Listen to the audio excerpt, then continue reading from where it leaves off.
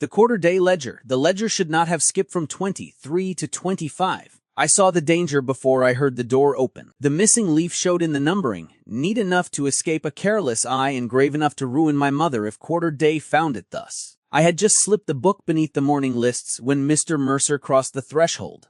He looked from my face to the cut stitching at the spine and said, far too quietly, "Who has had the rent book, Miss Pike?" Chapter 1. The Missing Leaf. I set my hand flat upon the ledger, as if my palm might mend the spine by pressure alone.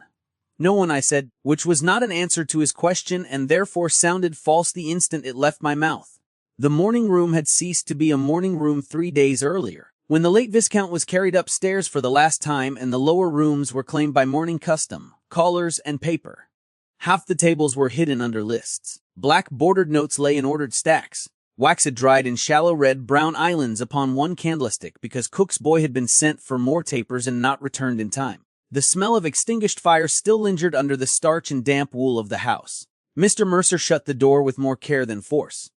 It was that, rather than any loudness, which made my pulse misbehave. A door closed gently suggested intention, a slammed one only temper. His gaze did not remain upon me. It dropped at once to the ledger beneath my hand, then to the thread I had pulled loose from the spine, then to the little curled scrap of paper lying near the sand shaker. He had always seen too quickly. Years had not improved him of the habit. Miss Pike, he said, and the altered form of address did what his sudden appearance had not. It placed the past exactly where it belonged, outside the room. Barred, named, and not to be touched. If no one has had it, the book has developed cunning of its own. I was repairing it. With your thumb. I removed my hand because there was no graceful way to keep it there.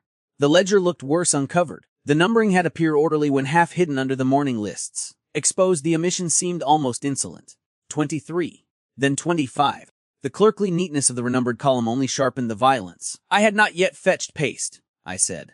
No, you had not. Not quickly. He crossed the room. Not idly either. He walked like a man who had returned to a house already measuring what might still obey him and what would not. Black suited him too well.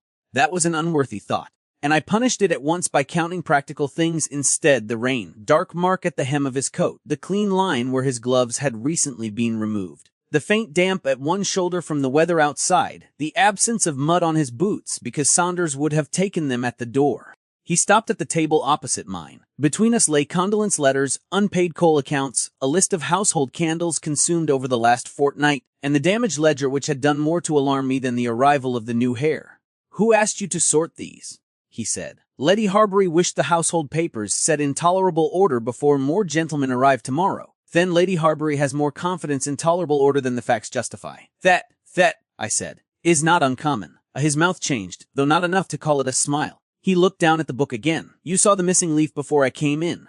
I saw damaged stitching. You were never a poor liar. No, I said, because that at least was safe. I was only too often obliged to become a cautious one. For one beat he did look at me then. Not in surprise. In recognition, which was worse. Recognition implied memory, and memory was expensive. A tread sounded in the passage beyond the door. I moved first, gathering the morning lists, placing them squarely over the ledger with a speed that made the paper hiss. Mr. Mercer did not step back. He did not touch me. He merely shifted his position so that anyone entering would see him turned toward the tray of cards instead of toward the account book beneath my hands. A maid appeared with fresh black ribbon draped over one wrist and curtsied so low she nearly lost the bundle. Beg pardon, miss. Lady Harbury says the cards for the Misses Dalrymple were to be done again. The first hand was too free.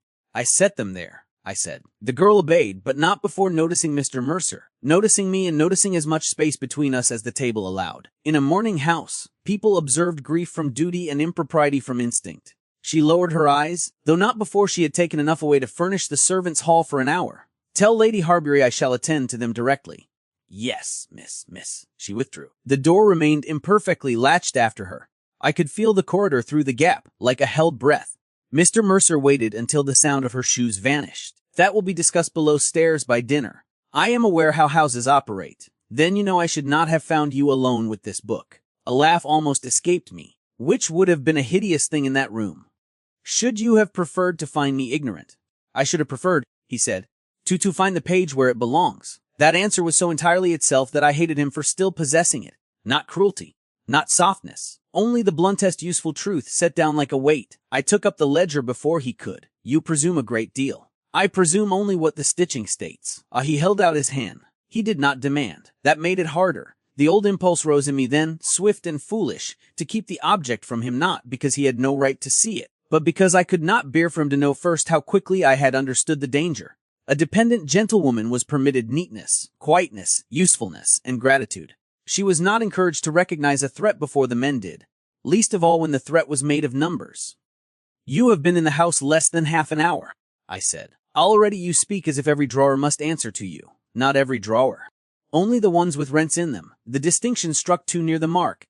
Outside, rain touched the window panes in a new pattern, finer and steadier than before. The caller's carriage, which had just departed, left the gravel with a wet grinding sound. Somewhere overhead a door shut, then another. The house was settling itself around the death of one man and the rights of another. In such moments things vanished. Keys, letters, intentions, a leaf from a ledger. I gave him the book. He did not open at once. First he waited very slightly, as if confirming some private measure. Then he turned to the damaged place and ran one finger, not over the page, but over the cut thread at the spine. His hands were cleaner than mine. Mine had already taken ink from the mourning lists and a trace of soot from the grate. "This was not torn out in haste," he said. "I know. The thread was lifted first, with a narrow blade." "I know that as well." He raised his eyes. "Do you?" I could have borne condescension better. Surprise from him was intolerable. "I copied estate inventories in this room for 2 years," I said. "I know the difference between damage, neglect, and removal." He accepted the rebuke without visible offense. That unsettled me more than if he had returned it. "Then you know the missing page is not the worst of it." My fingers tightened on the back of the chair. "What do you mean?" He turned the ledger so I might see. He touched the renumbered figure with one gloved knuckle, then the quarter-day column beside it. "The person who took the leaf expected a reader to count forward," he said, "not to read what has become impossible." I looked where he indicated. The figures themselves were ordinary enough at first glance: rents received, sums outstanding, 2 names struck through because their leases had altered at Michaelmas. Then I saw it. The sequence beneath the removed leaf no longer matched the carry from the previous page. Not by enough to shout, by enough to wound. A widow's annuity could vanish in such an error without anyone using the word theft. The room seemed to lose heat around my shoulders. Mr. Mercer closed the book. "Who besides you has handled the rent records since my uncle took to his bed?" I thought at once of my mother and dismissed her at once. Of my brother, and did not dismiss him. Of Mr. Robbins, the steward, who had been in and out of the sick room until the very end. Of Lady Harbury, who preferred not to look at figures and yet disliked not knowing where they slept. I should have answered carefully. Instead I said the truest thing in the room. "Too many." He took that in without movement. "Then we shall begin there." "We." The word did not leave his mouth. It settled between us all the same. In the passage outside another set of steps approached, slower than a servant's and more deliberate. We both heard them. I reached for the morning lists again. He set the ledger flat upon the table, not hidden this time, but closed and turned as if it belonged to ordinary business. The latch shifted. Mr. Mercer lowered his voice. "Do not put it away, Miss Pike." The steps halted just beyond the door. "I mean," he said, with that same quiet I had mistrusted from the first. "To have the missing leaf before quarter day." "Too many," I repeated, because to deny the danger now would have been childish. Mr. Mercer did not move from the table. The ledger lay between us, closed again, yet no more harmless for it. A shut book was still a wound if one knew where the cut had been made. "Name them," he said. I looked toward the door the maid had imperfectly latched, toward the black ribbon she had left for the Dalrymple cards, toward the tray of condolences waiting to be answered in hands that were not mine yet somehow always became mine when neatness was required. "In this room." "In this house, then, if you prefer precision." "I do." The answer escaped with more edge than prudence. He accepted that too, which vexed me. There had been a time when the least friction between us had struck sparks enough for half a day. Now he merely waited, as if patience itself were another instrument he could lay on the table when it suited him. I folded the ribbon once, then again. Busy fingers were safer than idle ones. "Mr. Robbins had the steward's keys while your uncle was ill," I said. "Lady Harbury has asked for the account summaries these last 3 mornings. I have handled what was brought down from the late Viscount's dressing room only so far as to sort bills and letters and morning lists from household memoranda." You speak as if the ledger came to the table by weather. It may disappoint you to hear that not every object in this house obeys your will at first glance. His gaze rested on the folded ribbon in my hands. "No, only some people used to." I should not have understood him so quickly. The blow would have landed more lightly if I had required explanation. Instead, I felt it at once, cleanly, where old injuries recognize their own. "You mistake yourself," I said. "Habit is not obedience." "Then let us say I once mistook your goodwill for constancy." The ribbon slipped against my fingers. That more than the words betrayed me. He saw it. He saw everything that ought not to have been visible. A carriage ground over the gravel outside. Voices followed, blurred by rain and glass, more callers, more black gloves, soft condolences, and eyes turned upward at the staircase where the late Viscount still lay in his best coat. As if death had improved him, Mr. Mercer lowered his voice. I did not come here to quarrel over the dead. No, I said. You came to inherit them. One beat passed. He took the answer without flinching, though I saw the jaw tighten very slightly beneath the composed surface. Wes, I hated him in that moment for the simplicity of it. Not because the inheritance was false, because it was true, and because truth spoken flatly by the right mouth always sounded stronger than any defense. He placed one hand beside the ledger. Not on it. Beside it, another careful restraint. The page was removed for use, not malice alone, he said. A clerk concealing slovenliness would alter a total and pray not to be found. This was cleaner. Someone wanted the figures below it to appear lawful, while the carry ceased to be lawful at all. Wait. To hold a person where he may be reached. There was no flourish in the line. That made it worse. I looked down at the black border of one unanswered card. A person, or several. He paused. If the annuities, rent allowances, or outstanding agreements cannot be trusted at quarter day, payment halts until examined. A halt is power. My fingers stopped moving. He had not said my mother's name. He had not needed to. Mrs. Pike's annuity was modest, humiliatingly modest for what she had once been promised, and still sufficient to determine whether we kept 2 servants between us in Bath or 1. Whether the coal order might be paid in full or begged on account, whether the physician's bill could be answered with dignity rather than delay. A halt was indeed power. A widow might be ruined very decorously by examination. You are assuming much from one missing leaf, I said. No, I am assuming much from a page removed without haste, a carry altered without noise, and your face when you first saw it. That stung, partly because it was true and partly because he had once known my face well enough to read finer changes than that. He had not forfeited the skill merely because I wished him to have done so. You have no right to speak of my face as if I remember it, he said. The room seemed suddenly too narrow for both of us and the dead man's papers besides. I put the ribbon down with more force than the thing deserved. You remember what suits you, and you remember only what condemns me. There it was at last. Not softness, not reunion. Only the old injury brought into daylight and denied the courtesy of disguise. I could have borne bland politeness more easily. A stranger is simpler than a man who remembers the exact line of your refusal and the furniture beside which it was spoken. I straightened the condolence cards that did not require straightening. This is not the time. No, he said. It is later than the time. That is usually when damage presents itself. A knock sounded before I could answer. Then the door opened without waiting. Saunders entered with the discreet efficiency of a butler who had served bad tempers long enough to know how to among them without absorbing one. The Reverend Cole has arrived, sir, he said to Mr. Mercer, then inclined his head to me. Letty Harbury asked whether the second set of cards is complete, miss. Not yet, I said. Saunders's eyes, as respectful as a locked table, passed over the ledger, Mr. Mercer, my unsorted papers, and back again. Nothing in his face altered. That was how one knew he had seen too much. Mr. Mercer answered before I could add another word. Miss Pike has been helping me determine which household papers require immediate review. The sentence was sensible. It was also a mark set publicly against me. Saunders gave no sign of surprise. Very good, sir. He withdrew. I remained looking at the shut door after had gone. It was safer than looking at Mr. Mercer. You should not have said that. It is true. It is dangerous. That, he said, was already the case. I turned on him then.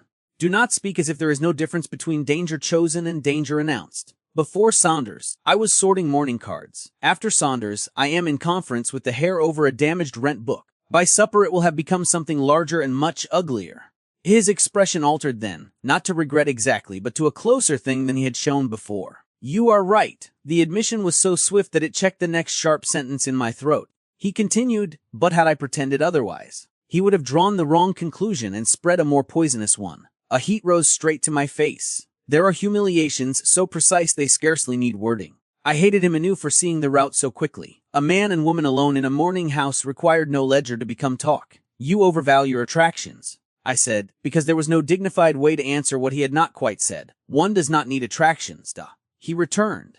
Only a corridor, a closed door, and a servant with imagination. That, at least, was true enough to cool me. The house had been full of imagination all week. Rain pressed harder against the window. Somewhere below stairs a bell rang twice.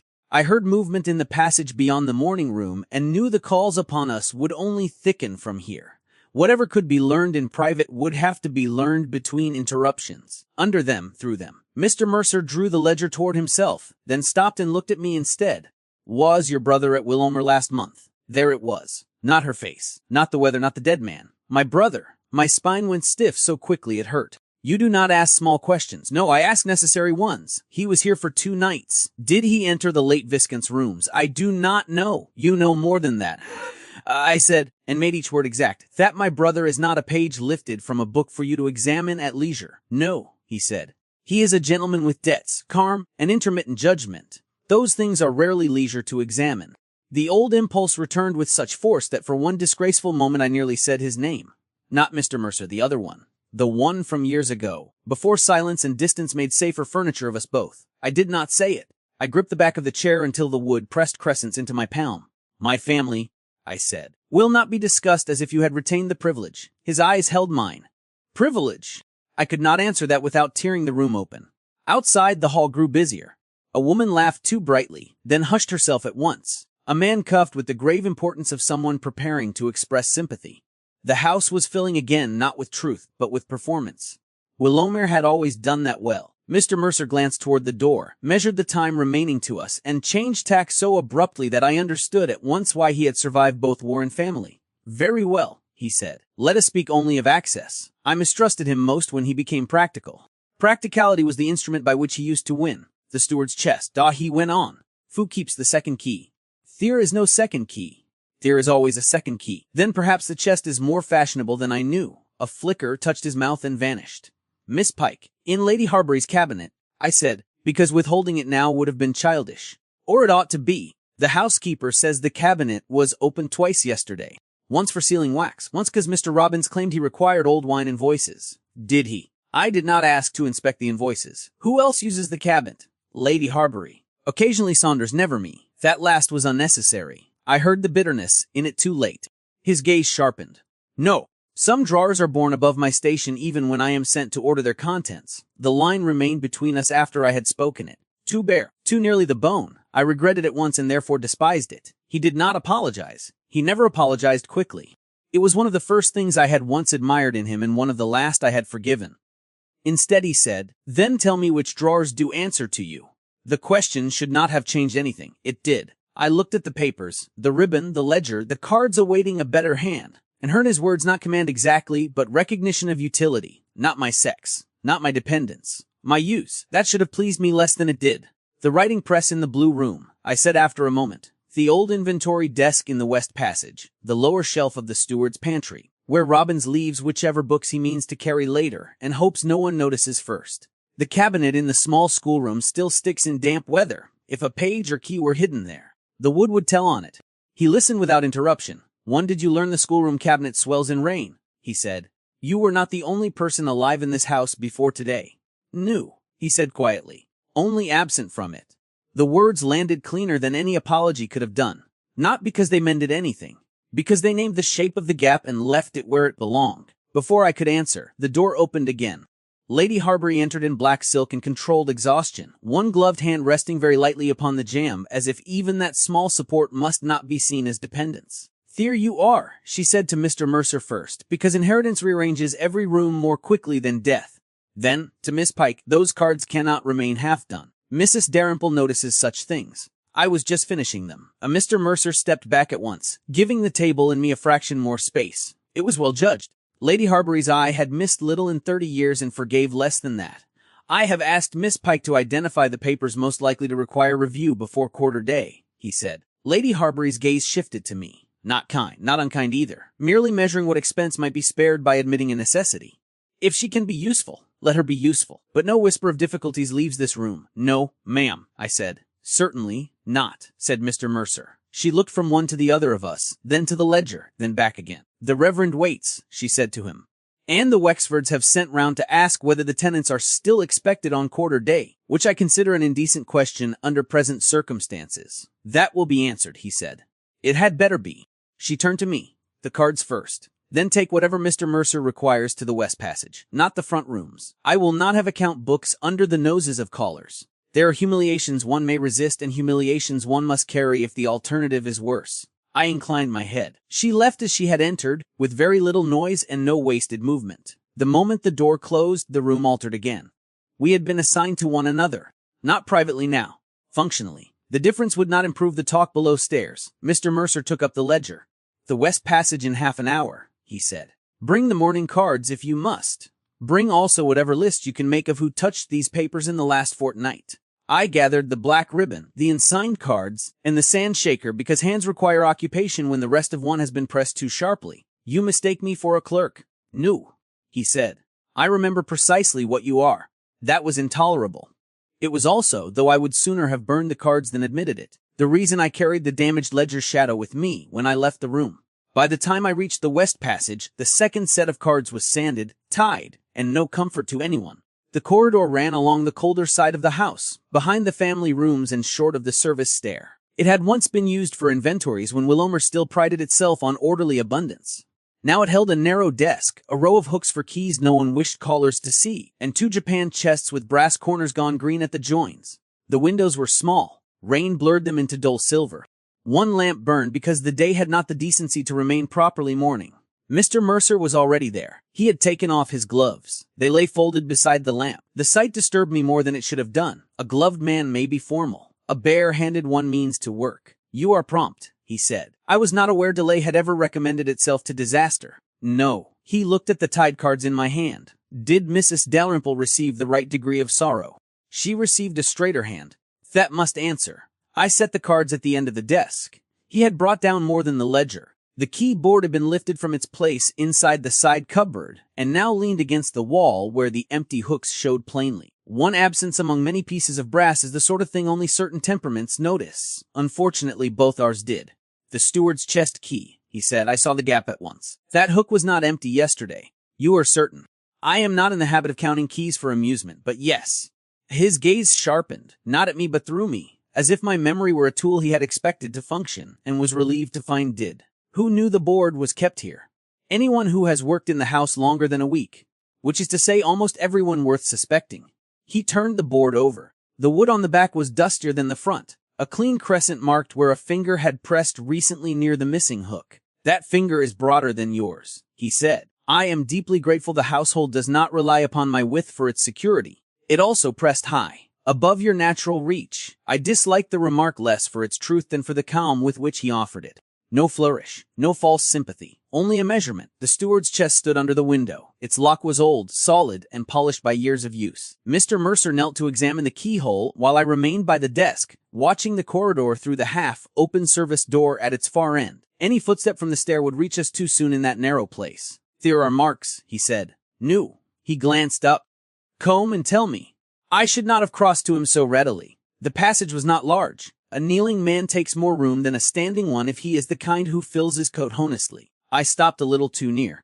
Rain had darkened the fabric at his shoulders again where the damp from outdoors had not yet wholly dried. The lamp threw a harder line along his cheek than candlelight would have done. I looked at the lock instead. The brass around it bore 2 faint scratches below the ward. Not force.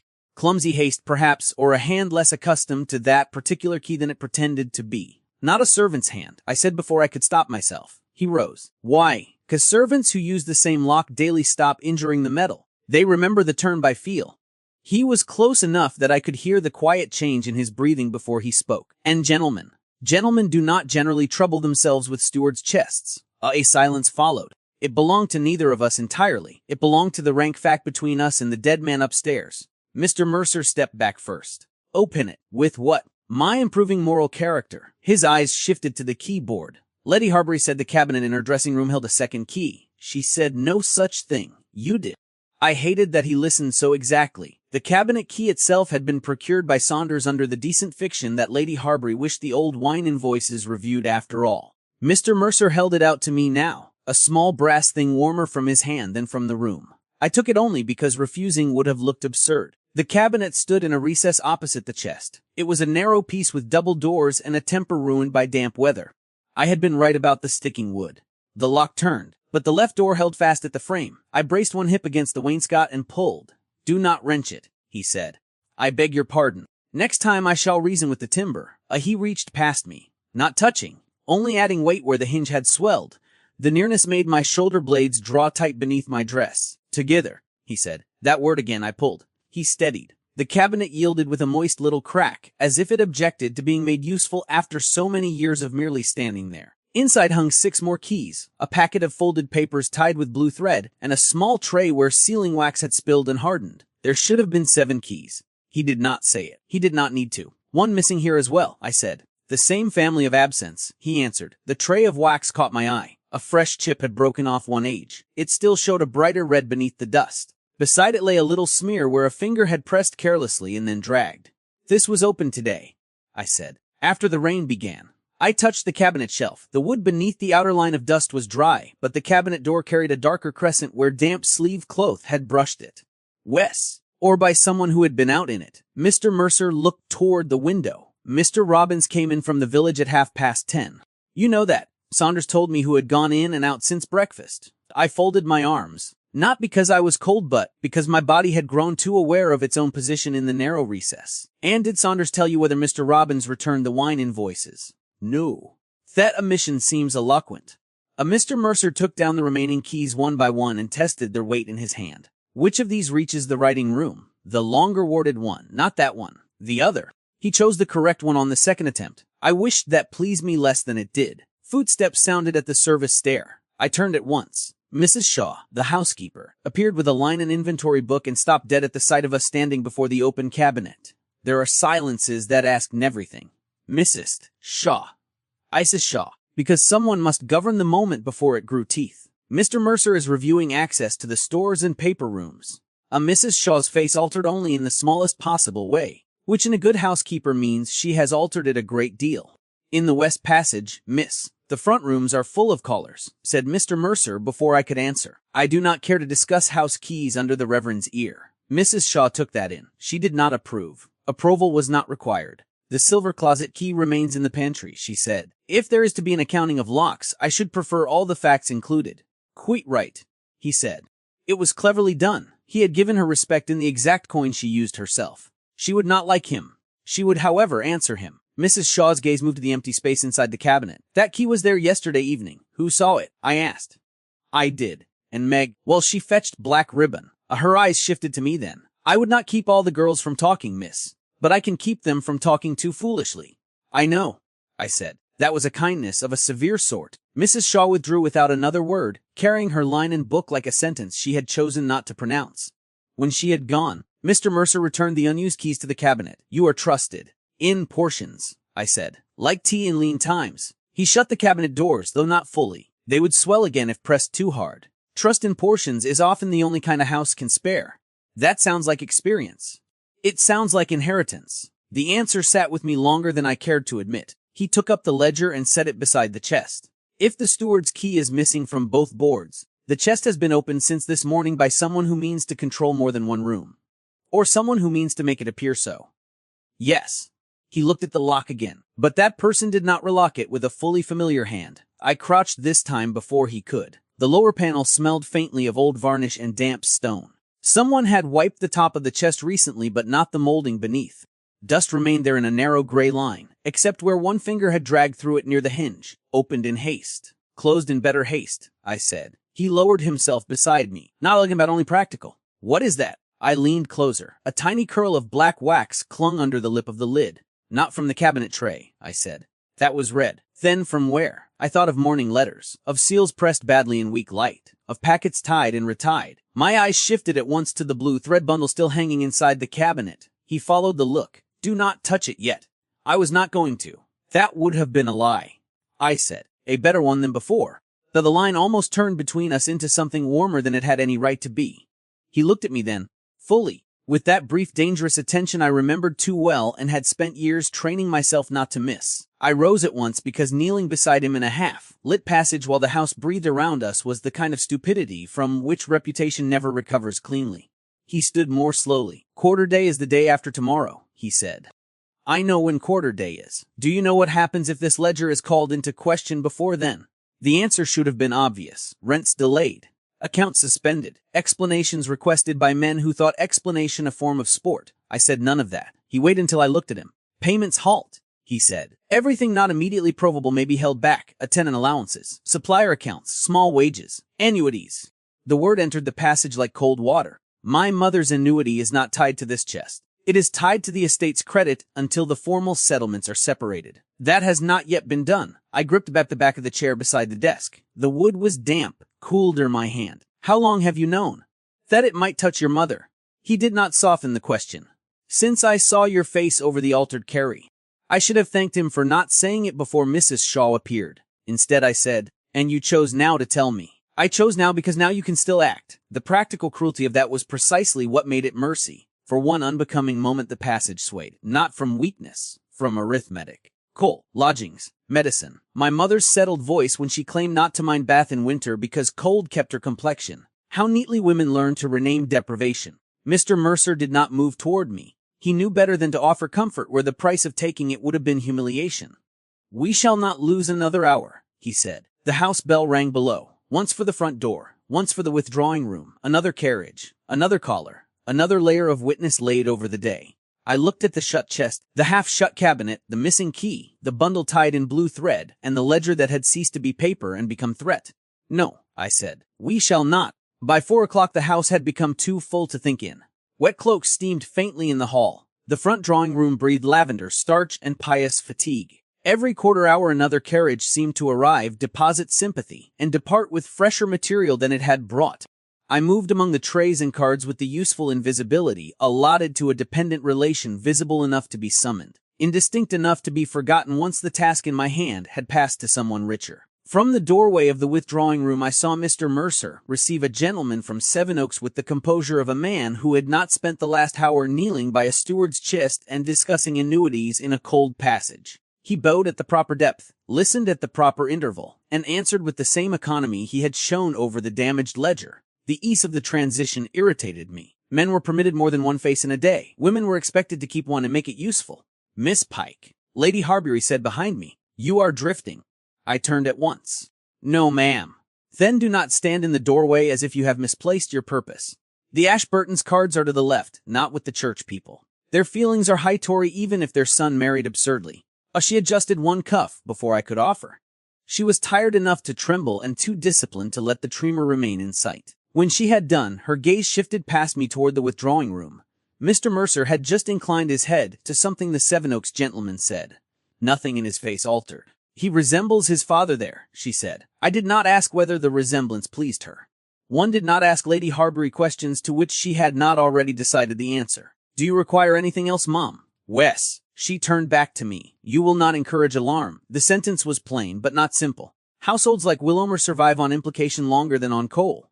I should not know how to encourage alarm, I said. You know perfectly well how houses travel from irregularity to panic. Her voice remained low, clean, and beautifully controlled. There are callers. There are servants. There are tenants who think grief entitles them to gossip with greater tenderness than usual. Mr. Mercer is new to the head of things here. That novelty alone will excite speculation. I will not have money added to the feast. No, ma'am. You have been sorting papers all day. If you have seen anything untidy, it is just that. Untidy. We are in mourning, not collapse. The lie she offered was not an insult. It was a ladder. One was expected to take it, stand upon it, and pretend the ground below had not given way. I understand, I said. Her eyes rested on me for one moment longer. You look pale. I have had a long day. We all have had a long day. She glanced toward the drawing room again. You may leave the caller's list to Saunders after tea. Take the black, bordered packets from the side table to the small morning room. Mr. Mercer says he requires the account abstracts kept from curious eyes. There it was, not public mention, not scandal. Merely function, dry enough to pass for furniture. As I crossed the hall with the packet tray, the curate's wife smiled at me in that damp way women do when they intend kindness and achieve pity. I returned something proper, then went through the side door and out of the human weather of the principal rooms.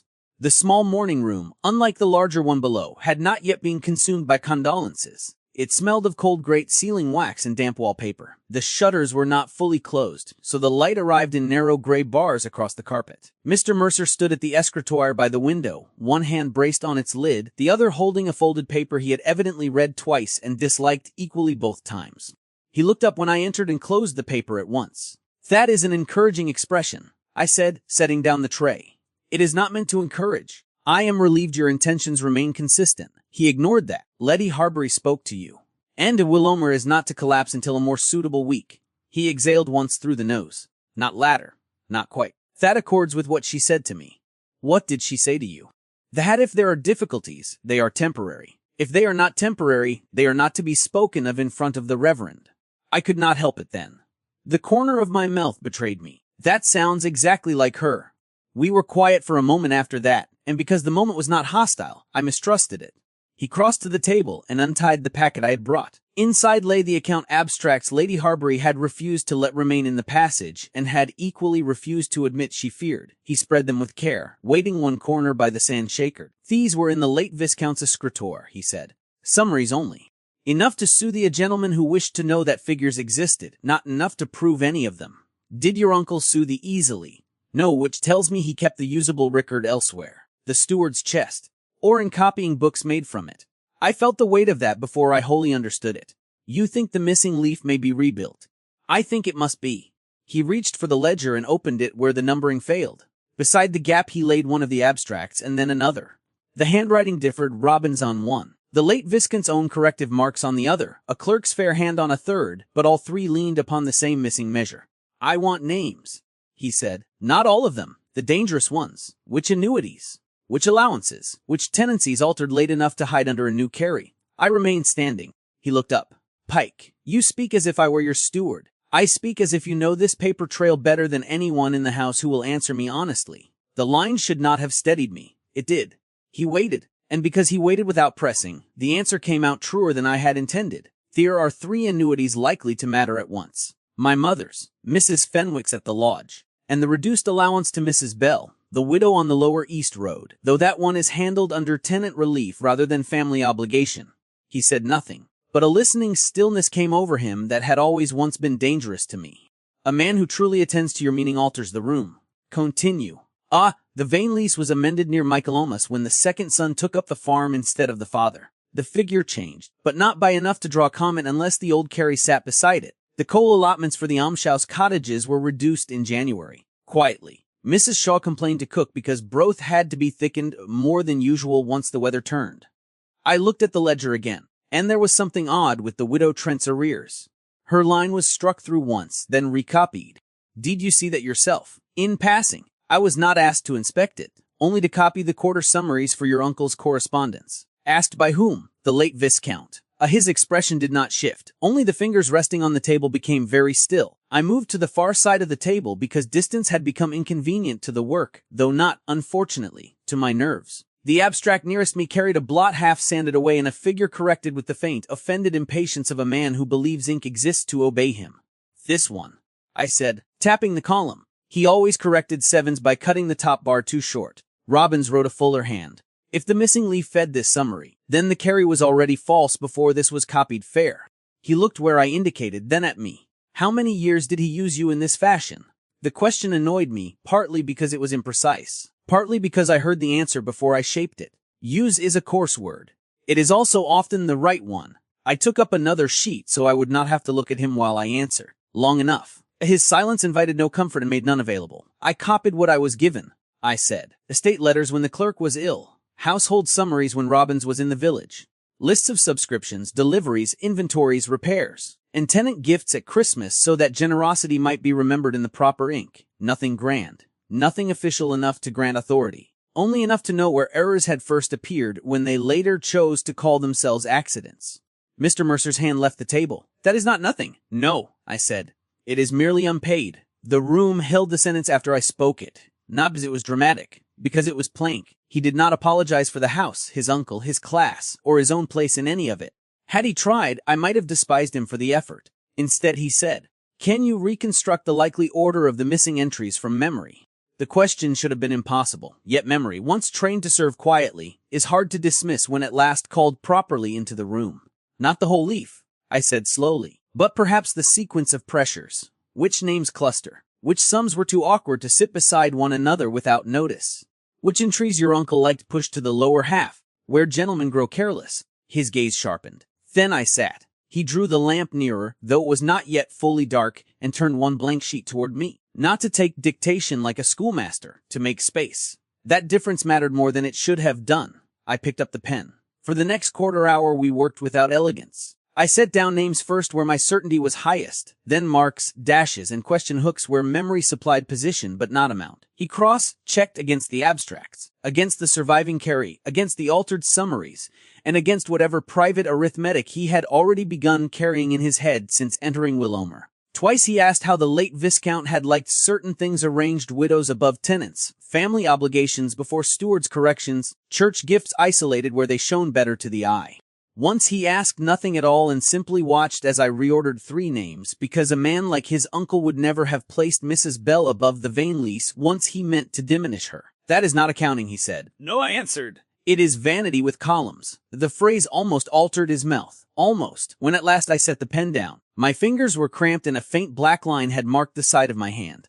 On the blank sheet between us there now stood not a leaf reborn, but the skeleton of 1 at names, probable order, 2 amounts likely hidden under the altered carry, and 1 blank space wide enough to signify either a tenant allowance or a lie large enough to swallow one. He studied it in silence. "Well," I said, because the silence had become an object in its own right.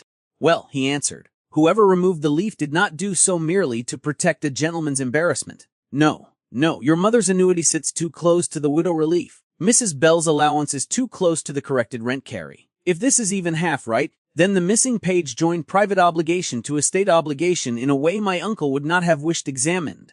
A pulse began at the base of my throat. Then the halt would touch more than us. Outside, a branch scraped once against the window. In the front of the house, a bell rang for tea. The noise sounded indecently ordinary. Mr. Mercer gathered the reconstructed sheet, the abstracts, and the ledger into one stack. He kept his hand over them a moment, not possessively, only as a man might keep a lid on something already known to boil. "We proceed quietly," he said. "No chest search in front of servants. No further talk with Lady Harbury until there is something she cannot dismiss as untidiness. Tomorrow we test the blue thread packet and Robbins's summaries. Tonight the books remain with me. You assume I shall assist tomorrow." "I do." It did, only not cleanly. "My mother," I said, and heard the ugliness of need in how flat the words came. "If quarter-day freezes payment, it will not," he said. He should not have said it with such certainty. Certainty without proof is only another kind of pressure. I opened my mouth to object, but he had already gone on. "Not because I command the world. Because I shall not permit this estate to hide behind examination while widows and dependents pay for my uncle's arrangements. Their promise is too large to trust and too useful to reject." This was both. I rose because I had to do something with my body besides sit inside that sentence. "You speak as if intention were sufficient." "No," he said. "I speak as if action must begin before certainty." I looked at the papers under his hand, at the lamp, at the line of rain on the window, at the black ink on my fingers, which had once again done work no one would call official unless it failed. "And if I help you," I said. "I do not do so for you." His answer came at once. "Of course not. For my mother. For Mrs. Fenwick and Mrs. Bell, and whichever other women were placed low enough in a column to disappear if gentlemen wished it. And because if this house intends to ruin us, I should prefer it be obliged to do so honestly." That time the change at his mouth was not almost, it was brief, hard, and entirely real. "Then we understand one another." I did not like how much steadier I felt for hearing it. He gathered the books and tucked the reconstructed sheet inside the ledger, not as one stores a finished thing, but as one marks the place to which one means to return before dawn. When he reached for his gloves, he paused and looked at my ink-stained hand instead. "There is sand by the lamp," he said. "I know. You have ink on your cuff as well," I said. I had already begun to suspect. He handed me a clean rag from the side shelf. Not gallantry. Utility again. It was somehow worse. I took it. When I left the room, the house had not changed. Tea was still being laid. Callers still breathed sympathy into the curtains. Saunders still moved like discretion made flesh. Yet beneath all of it ran something newly hard and quiet. Not trust. Nothing so generous. Only alignment. And when I passed through the hall, I knew with dreadful clarity that inaction had become the more dangerous impropriety. Chapter 2: Keys Below Stairs. Rain had settled itself over Willowmer with the persistence of a creditor. By breakfast the gravel no longer crunched under wheels but swallowed them. The windows wept from the lower corners, damp climbed the base of the walls in the back corridors, and every room that was not over-fired smelled faintly of wet wool and soot. Indoors, one could not cross from one end of the house to the other without meeting either a servant carrying towels to the hall stand or a caller de fresh obligations in bereavement. Outdoors, one could not cross the courtyard at all without returning marked by it. The weather did not merely confine us, it made every route narrower. I found Mr. Mercer in the steward's pantry before 9, standing beside a side table laid out with inventories so old the flour dust from earlier years had gone gray upon their wrappers. He had chosen the room wisely. It was humble enough to escape callers, respectable enough to explain my presence, and near enough the service stair that no servant entering with keys or lists could pretend not to see us. Mrs. Shaw says the linen count from March is incomplete, I said as I entered, because there was no longer any point in opening our meetings as if they were accidents. He did not look up at once. Then March joins the list of the aggrieved. On the table before him lay the steward's day book, the coal memorandum, the quarter summaries we had marked the night before, and 3 fresh ledgers Saunders had procured under the fiction that the new heir meant to acquaint himself with the habits of the estate. A fiction, certainly, though not an entirely false one. I set the linen count beside the others. If anyone asks, I am here because Mrs. Shaw trusts my hand more than the footman's. That sounds plausible. It is plausible. He raised his eyes then. That was not disagreement. I ought not to have felt the small easing in that answer. I did anyway. The pantry was long and cool, half workroom, half passage, with shelves rising to the ceiling and the lower cupboards scarred by years of kegs, jars, and hurried keys. The outer door had been propped open to draw what little light the sky was willing to provide, and with it came the smell of whetstone from the yard. Somewhere beyond, a groom cursed softly at a horse unwilling to stand in the rain. Nearer at hand, the copper warming pan by the range ticked as it cooled. Mr. Mercer shifted one of the ledgers toward me. Robbins's summary book. I opened it where the ribbon marker had been placed. The page was cleanly kept, the figures spaced with more elegance than I had expected from him. Mr. Robbins wrote like a man who wished handwriting mistaken for higher employment. Too much care in the capitals. Too much vanity in the loops. He prepared this after Michaelmas, I said. You are certain? Yes. He had not yet adopted that hand in spring. Before then his twos leaned less. He watched me for one beat too long, and I knew what he was thinking before he asked it. How many men in this house have gone about their business believing you did not see them? Enough to make the house efficient, I said. Not enough to make it safe. No. The simple word remained between us. Rain tapped at the outer threshold. Somewhere upstairs a bell rang once for hot water and once again with greater temper. For someone too slow in bringing it, he turned back to the summary book. Show me what is wrong. I bent over the page. The figures themselves did not cry out. They never do, when a person with patience has said about their injury. But pattern has manners, and a breach in manners is often easier to see than the breach itself. The widow relief sits too low, I said after a moment. Too low. In Robbins's hand. Yes, he liked to place charitable disbursements closer the end, so that the principal rent carry looked firmer at a glance. This one. I touched the line with one finger. Has been brought upward, beside family obligations. He wanted it seen here. Why? So that the carry below looks thinner without appearing cut. I turned 2 pages back and then 1 forward. And this is not his usual ordering of the vain lease amendments. He always set lease changes after coal if he meant to conceal a reduction elsewhere. Here he has reversed them. Here Mr. Mercer leaned one hand against the table, not upon the book. Beside it, he had a gift for allowing paper the respect other men reserved for rank. You are describing preference, not proof. Then give me the proof hidden in the preference. I disliked him exactly then and trusted him more for earning it. I drew the coal memorandum nearer. The paper had gone soft at the edges from being carried in damp weather. One figure there had been altered with the kind of care that leaves insult in its neatness. This number, I said. See the downward stroke, his head inclined. Yes. It was first set lower, then redrawn. A clerk copying from a fair original would not do that. A man reconciling one lie against another might.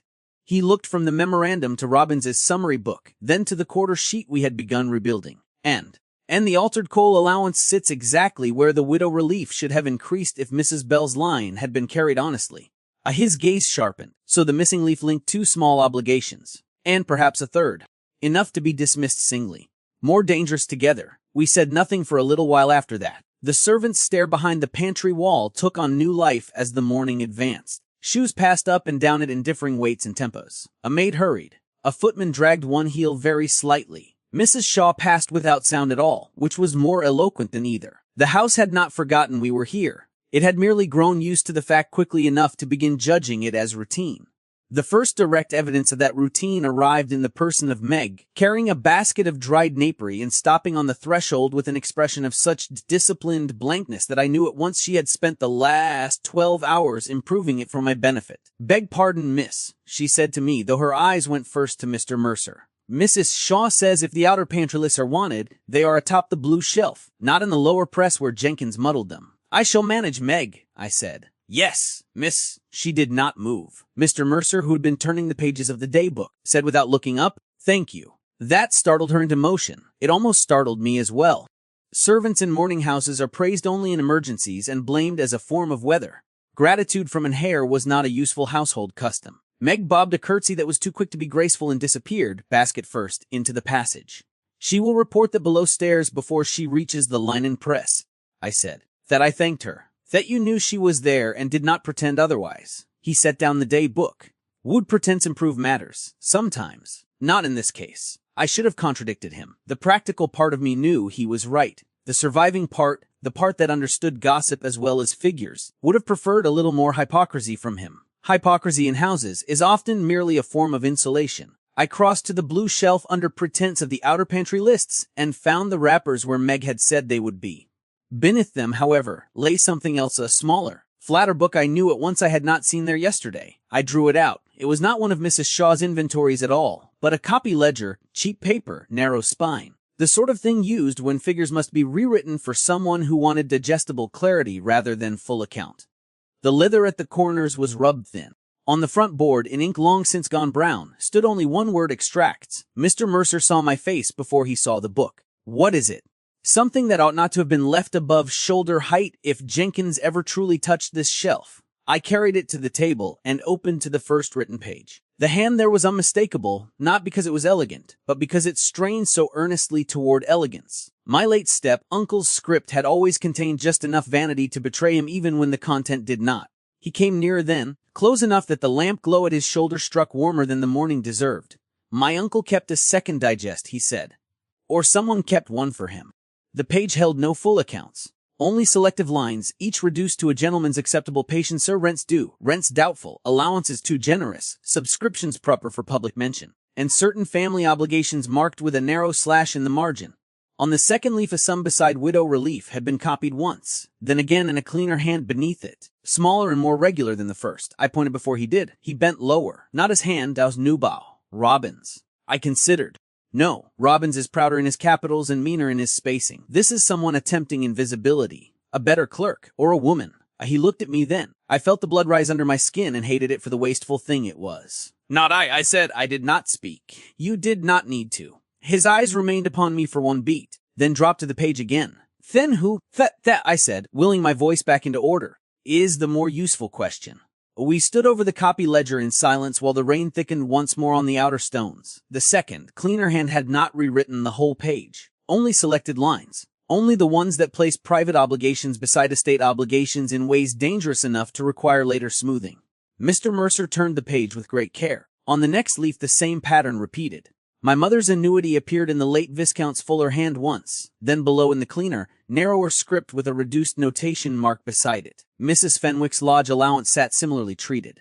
Mrs. Bell's widow relief was there too, though her name had been abbreviated to the initial B, as if poverty did not merit its full letters. "He had a private map," I said quietly. Mr. Mercer did not answer at once. When he did, his voice had gone flatter than before. "Yes, a map of what might be trimmed. A map," he said, of what he believed belonged more to his convenience than to its recipient. The pantry door opened again before I could answer. Saunders entered this time, dry despite the weather, which meant he had come by the inner route rather than the yard. His gaze took in the open books, the table, me, Mr. Mercer, and the copy ledger between us. If he felt surprise, he had already dismissed it before stepping over the threshold. He said. "Mr. Robbins has returned from the village." Mr. Mercer straightened. "Where is he?" "In his office, I believe. Mrs. Shaw says he asked whether the outer store's count had yet been completed." "Did he?"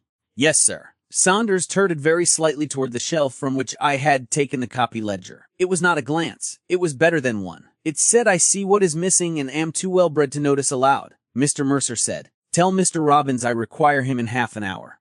"Not sooner." "Very good, sir." Saunders hesitated. Not enough to call it hesitation in a worse servant. In Saunders it amounted to a bell rung twice. "Lady Harbury also asks whether Miss Pike remains useful to your review." The question, delivered so gently, was not Lady Harbury's alone. It had passed through at least one lower room on its way here and grown new teeth in transit. Mr. Mercer answered without any pause to consider social weather. "Wes." Saunders inclined his head to me. "Very good, miss." He departed. I stared after him at the closing door. "That," I said, "will worsen things." "What things?" I looked back at him. Your inheritance has not rendered you stupid, so I shall not insult us both by naming them. His expression altered by the smallest degree. Would you rather I dismissed you? Sometimes I think I would rather you remembered I live here under rules you may bend, and only by suffering less from their force. The silence after was not empty. At last he said, Then tell me which rule I have broken. You have made my usefulness visible. And was it not already? Wes, I said, to the people who needed it, not to the people who enjoy arranging meaning around it. The copy ledger lay between us like a third intelligence. He reached for it and shut it with more force than he usually employed. Not anger. Decision. Then we shorten the interval, he said, before meaning has time to arrange itself. I looked at him, at the closed book under his hand, at the day book and coal memorandum and the little cleaner script that had turned 3 women into adjustable figures. What interval? He said. Between suspicion and proof. And because the rain had already tightened every rote in the house, because servants had begun noticing patterns, because my mother's annuity now sat in 2 hands instead of 1 and both were dangerous, I understood that the morning had shifted under us without any outward noise at all. Mr. Robbins arrived 12 minutes late and smelling faintly of rain horse, and the sort of pomade a man chooses when he believes reliability ought to shine. He paused on the threshold of the steward's pantry with his usual air of burdened innocence, his hat in one hand and a packet of folded invoices in the other. He was a fair-haired man of approximately 50, with a narrow chest, excellent cuffs, and the most conscientious expression in Kent. Everything about him suggested that if disorder existed anywhere near his person, it must have entered without introduction and be bitterly regretted by all concerned. Sir, he said to Mr. Mercer, and bowed exactly as deeply as prudence required toward a new heir whose temper had not yet been fully measured. To me he offered the smaller inclination allowed to women who are useful, underfunded, and presumed harmless. Miss Pike, and Mr. Robbins, I said. Mr. Mercer did not ask him to sit. You were in the village this morning, he said. Yes, sir, but at your aunt's direction. The draper sent the wrong morning creep, and the apothecary required settlement of the December account before releasing the tinctures ordered for Lady Harbury's headaches. I thought it best to resolve both at once. He said all this before being asked. Men with tidy consciences generally prefer to answer only the question put. Men with untidy ones often arrive carrying explanations like umbrellas already open. Mr. Mercer's hand rested on the closed copy ledger. Not possessively, not idly either, merely where Mr. Robbins could not fail to see it. And before that, he said, you had charge of the steward's chest. Mr. Robbins's face did not change. The trick was almost beautiful. Wes, the key is missing from both boards. That landed not visibly in the mouth or eyes, in the shoulders which held one fraction too long before settling again. I cannot account for that, he said. No, boy, said Mr. Mercer. That is what concerns me.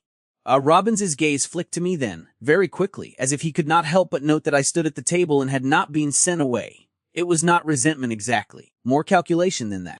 A man like Robbins did not resent women, he positioned them. I was under the impression, he said with admirable mildness, that Miss Pike had undertaken the correspondence and morning lists. I had, I said before Mr. Mercer could answer, until the household papers proved less orderly than your summaries suggest.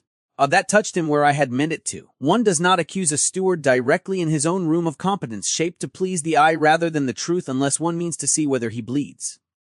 He smiled faintly. If my summaries are defective, miss, I should be most grateful to know where. Mr. Mercer opened the copy ledger. He did not flourish it. That would have been vulgar. He merely laid it on the table and turned it so that the first page faced Robbins in full daylight. Here, he said. The steward's fingers tightened upon his hat brim.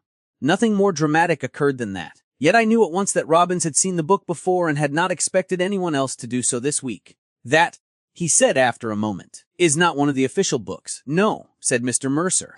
I had reached the same conclusion. It may be one of my late lord's private extracts. He sometimes required shorter summaries to spare himself the burden of full accounts. Then you have seen it. At some point, perhaps, I could not say when. It was a bad answer, not because it was implausible, but because it was prepared. Preparedness in a room like that has a smell of its own, not unlike varnish warmed too quickly. Mr. Mercer turned 2 pages. Whose hand is this? Robbins stepped nearer. Not too near, exactly near enough to suggest obedience while guarding against any accusation of snatching paper. He bent over the page. My lord's, in part, he said. The cleaner hand beneath may be a clerk's copy. Which clerk? Robbins spread 2 fingers a little, a gesture made humble by practice. We employed 3 over the last 5 years, sir. For short term, 1 died. 1 married and removed to Tonbridge. The 3rd proved unequal to the work. How useful, I said. Neither man looked at me. That in itself was instructive, Mr. Mercer said. Names. Robin supplied them at once. Mr. Bellamy, Peter Swan, a cousin of the former housekeeper whose Christian name I had never once heard used while he was employed, which was common enough below stairs and more common still with the near-educated poor. He gave years too, and reasons for departure, and dates precise enough to be suspiciously ready. The difficulty in catching a practiced administrator lies not in proving he remembers too much. Administrators are paid to remember. The difficulty lies in proving which memories they produced too promptly because they had spent the previous hour arranging them. I moved toward the shelves behind the table and drew down the old messenger register, a thin calf-bound volume used by the house when books or packets traveled between the family rooms. Steward's office, writing room, or still room under recorded instruction. Not every transfer passed through it. Only those a superior wished remembered later. Robin saw the book in my hand. Despite all his discipline, blinked once. There is no need to trouble Miss Pike with that, he said. There is every need, said Mr. Mercer. I opened the register. The paper rasped slightly at the spine. Damp had fattened it since last winter. The entries were what such entries usually are: coal tallies sent up for signature, cellar inventories requested by the late Viscount, household subscriptions forwarded to Lady Harbury for approval, parcels to the Blue Room, parcels from the Blue Room, and now and then the transport of specific ledgers from the steward's office to the late Viscount's dressing room. I turned back 3 months, then 4. "There," I said. Mr. Mercer came to my side. Not touching. Yet the nearness of him at my shoulder altered my breathing in ways I deeply resented. The line I indicated was small enough to pass any ordinary eye. Rent extracts delivered upstairs by order. Return following day. No room specified. No receiving hand entered. Whose hand wrote that? Mr. Mercer asked. Jenkins, said Robbins too quickly. The second footman had temporary charge of the hall lists that week because Palmer's boy was ill. I looked down at the line again.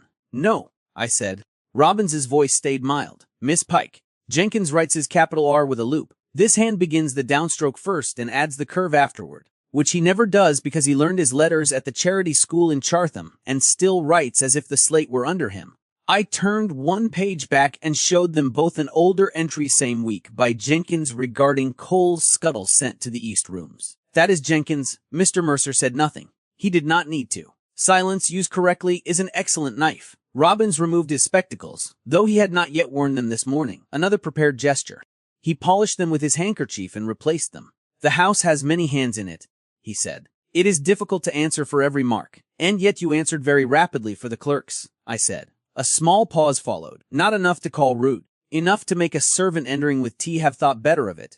Mr. Mercer returned to the table. Who besides my uncle had access to these extracts? My late lord kept them near him more often than not. That is not an answer. Robbins shifted his hat from one hand to the other. Rain had left a dark crescent on the felt band. He occasionally consulted your cousin Mr. Pike when discussing arrears that might touch the family's comfort. The world did not tilt. It tightened. I kept my face as still as I could, but I felt the blood leave it all the same. My brother had always possessed 2 talents, which made him dangerous in different directions. Charm enough to be invited where prudence should have excluded him, and writing just handsome enough to resemble honesty at a distance. Mr. Mercer's gaze came to me for one single beat, then left again so smoothly that only I could have measured the mercy in it. What form did these consultations take? He asked Robbins. Nothing formal, sir. Your late uncle enjoyed discussing household burdens in family company. It made him feel the estate remained a familial concern rather than a mere instrument of revenue. No one who had not lived under the late Viscount's roof would have heard the malice hidden in the gentility of that line. I heard it perfectly. A family concern indeed. A gentleman's favorite method of naming caution is to call it inclusion. Mr. Pike handled the books, Mr. Mercer said. Only in passing, I believe. I looked down at the register because if I had looked at Robbins then, I should have said something no woman in my position could afford. Only in passing. My brother never did anything only in passing. He lounged, admired, borrowed, delayed, promised, and moved on. It was his whole tragedy that he did everything as if life were a corridor through which one might gesture prettily and not pay the bill. Yet books did pass through his hands well enough when vanity or desperation required it. He had once copied a gaming acknowledgement 3 times because the first 2 signatures failed to look rich enough. That memory arrived so sharply I almost heard the scratch of his pen again. Mr. Mercer was still questioning Robbins. I forced myself to listen. The steward's chest was opened yesterday morning again, I think, after the rain began today, he said. Who besides you could have done so lawfully? Lawfully, sir. Robbins repeated. Why? Mrs. Shaw may ask for preserves inventories. Lady Harbury may require cellar accounts. Saunders occasionally checks wine withdrawals if callers are numerous. And your late uncle himself, until the last week. Do they sign for it? Not usually. Not where trust exists. Then trust has been expensive. Robbins lowered his eyes in just the correct degree of chastened concern. Had I not known the price of that look by heart, I might have admired him. Mr. Mercer closed the register and laid it atop the copy ledger. You will bring me every summary abstract and private extract prepared from the rent books since Michaelmas. All of them, sir. Did I sound selective? Robbins inclined his head. There are many. Then begin. He made as if to reach for the ledger stack. Mr. Mercer's hand arrived there first. No, he said. You will fetch them. These remain with me. That touched something in Robbins at last, not panic. Ownership interrupted. Sir, if I may say so, some of those papers contain half-work calculations. Without the context of my office notes, they might what? Misled. Mr. Mercer looked at him with a stillness I had not yet seen turned wholly outward. Then I advise you to ensure the context is excellent. Robbins bowed. Very good, sir. He did not move. I knew why before he spoke. He wanted one last thing placed clearly in the room before he left it. If Mr. Pike's name is to be brought into this matter, he said, I should be sorry to see distress fall where none is deserved. But families suffer enough in mourning without old imprudences receiving fresh consequence. It was beautifully aimed, not a threat, a condolence shaped like one. I spoke before Mr. Mercer could. My brother's name, I said, has not been brought into anything by me. The steward turned to me with impeccable respect. Naturally not, miss. That was the cruelest part, not contradiction. Mr. Mercer said very quietly, fetch the books, Mr. Robbins. This time the steward obeyed. He bowed, withdrew, and carried with him the smell of rain and pomade and defensive innocence. The pantry seemed colder when he had gone. I stood with one hand upon the messenger register and the other hanging uselessly at my side. Uselessness of the hands is always the worst sign. A woman may survive many shocks if she can still set a cup down neatly. Mr. Mercer did not speak at once. That, too, was mercy. He understood that any sentence offered in the first moment after a blow either insults the wound or claims a right to it. At last he said, Miss Pike. I turned a page in the register that did not need turning. That is not him, I said. He waited. My brother is vain. He is foolish. He signs whatever flatters his hope of becoming other than he is. But this, I touched the copy ledger. This is method. This is patience. This is someone who knows small sums may be shifted without immediate noise. All true. Then do not look at me with that expression. What expression? The one that says you think both things may coexist. He was silent for a moment after that, which was answer enough. I shut the register. More sharply than necessary. You see a gentleman with debts and think you have found your bridge. No, he said. I see a gentleman with debts whom my uncle liked to keep near paper. That is not the same thing. It is near enough. Not to me. If those three words should have eased something. Instead they made it worse, because they were said without softness and therefore could not be dismissed as pity. I turned away from him and crossed to the shelf where the outer store's lists leaned in wrappers of cracked blue paper. Wrappers, shelf labels, order all the poor person's comforts. I ought not to have let Robbins see me here. He already knew. Wes, but knowledge held below speech is one thing. Knowledge spoken aloud through a steward's face is another. You think he meant to pressure you. I think pressure is the only language some men believe women hear clearly. The pantry door stood open to the passage. Beyond it, a maid hurried by with blacking rags and did not look in. The house moved around us with its usual unceasing labor, but all at once I could feel the routes in it differently, the family stare from the blue room. The side passage past the late Viscount's dressing room, the hall board where cards and callers mingled, the little desk by the west passage where one might enter an innocent line into a register, and thereby place a book upstairs without ever admitting who had touched it last. My brother had known those routes. Not as I knew them. Not by service, by invitation and indulgence and the stupid confidence of handsome men in houses that ought to have been less kind to them. I felt ill, not with certainty, but with resemblance. Mr. Mercer came no nearer than the edge of the table. What is it? I should have lied, I almost did. Instead I said, the hand in the register is not Jenkins. It is not Robbins either. But the shortened R in returned. I stopped. He did not push. That made me continue. My brother had a way of beginning capital letters twice. A first intention, then a correction to make them more gentlemanly. I laughed once, and the sound was hateful. He used to practice signatures on the backs of circulars as if elegance itself might settle the account. Mr. Mercer's face altered only by a degree, but that was enough. He had understood. It may still not be him, he said, yes. I wrapped both arms about myself as if I were cold. It may be someone imitating him. Or someone he merely watched, or a coincidence of bad teaching and worse habits. I know all that. But resemblance is often enough to damn a person in a good house before proof bothers to arrive off. The words fell between us with unpleasant accuracy. He looked at the closed copy ledger, then at the register in my hand, then back at me. Then we do not permit a resemblance to do the work of proof. The answer was correct. It was also insufficient to the part of me already seeing my mother's face if Anthony's name should move from hallway anecdote into estate trouble. I made my voice level by force. No, we do not. That was when I understood precisely what I must do. Not confide. Certainly not that. Confession offers men too much arrangement around a woman's fear. No, something more useful, colder. I set the register back upon the table and began sorting the shelves Robbins had left untidied, not because the shelves mattered most, but because order offered cover while thought resumed command. If he returns with the summaries, I said, you must not ask first for Michaelmas. Mr. Mercer watched me. Why? Because Robbins expects that. He has already arranged whatever may be arranged in the obvious books. Ask instead for winter allowances by household, then cellar carryovers, then the private digest copies. Make him move sideways before he can move downward. He was quiet for one beat. You are thinking more clearly than I am. No, I said. I am thinking more fearfully. Sometimes that is the clearer form. I did not answer. I had no intention now of telling him that the shortened R had struck me like a hand at the throat, or that my first instinct had been not outrage, but calculation. What could still be hidden? What explained? What delayed? What borne by me before it reached my mother? Those were not gifts I meant to place in any man's keeping. The rain pressed harder at the outer yard. Somewhere near the service stair, a key ring sounded against wood. Robbins was returning. I turned another shelf label outward, adjusted a wrapper, and set my face back into the expression of a woman occupied by useful things too small to threaten anyone. When I looked at Mr. Mercer again, whatever alarm had risen in me was already banked under colder work. He saw the difference. I knew he did. He said nothing about it. Keys announced themselves before the man did.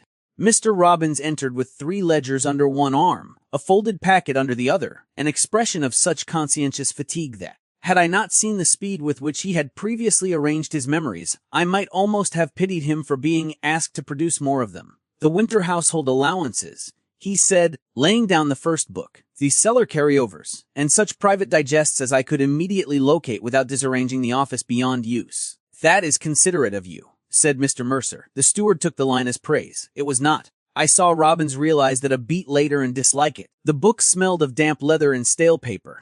One had been fetched from a higher shelf than the others. Dust still clung to the lower board, where a thumb had not quite wiped it clean.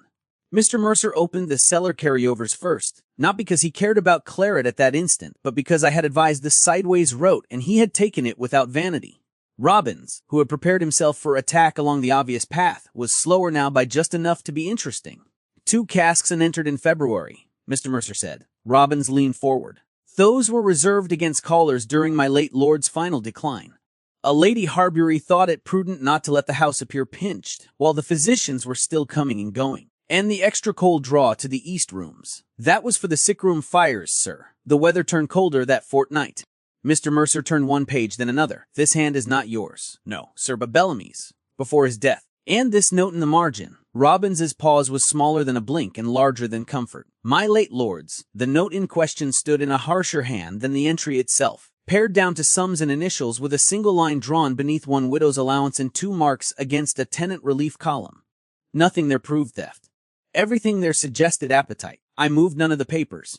I merely watched the route between them. Cellar coal, winter allowances, widows, carry. So had the late Viscount done. So had whoever took the ledger leaf. Mr. Mercer opened the folded packet last. Inside lay what Robbins had called private digests, not the main extracts book we had found above the pantry shelf, but several thinner gatherings stitched in blue thread, each containing abridged sequences of figures reduced to whatever a gentleman thought fit to remember without distressing himself with the machinery beneath. The third gathering carried a note on its wrapper, fair copy to Blue Room if required. I did not reach for it. My body, wiser than my face, betrayed me first in the small tightening just under the ribs. The Blue Room.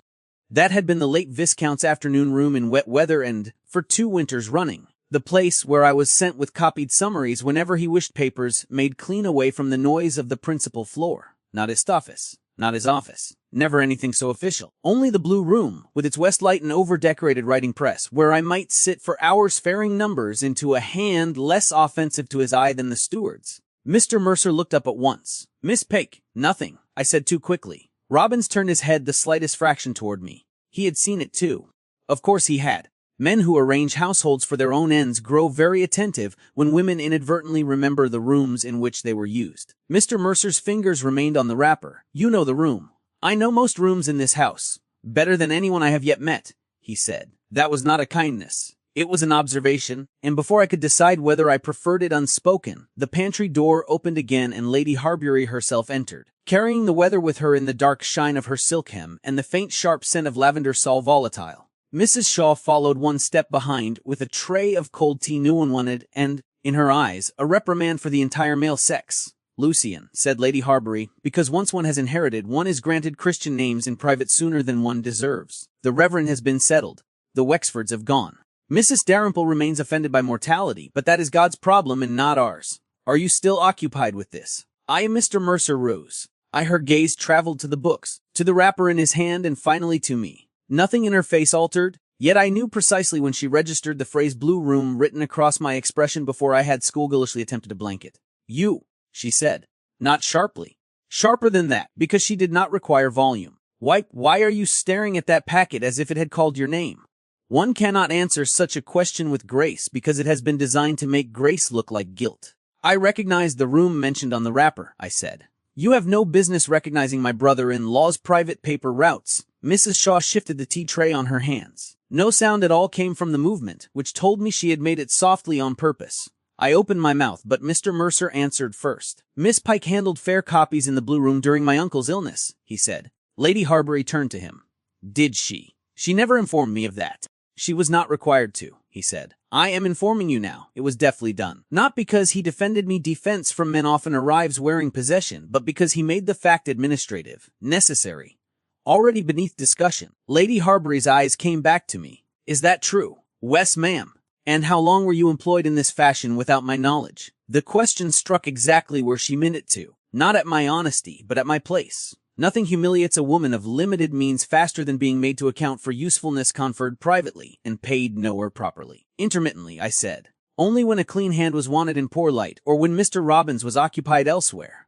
Occupied. Lady Harbury repeated. Mr. Robbins inclined his head with the impeccable sorrow of a man willing to be overworked for the family's convenience.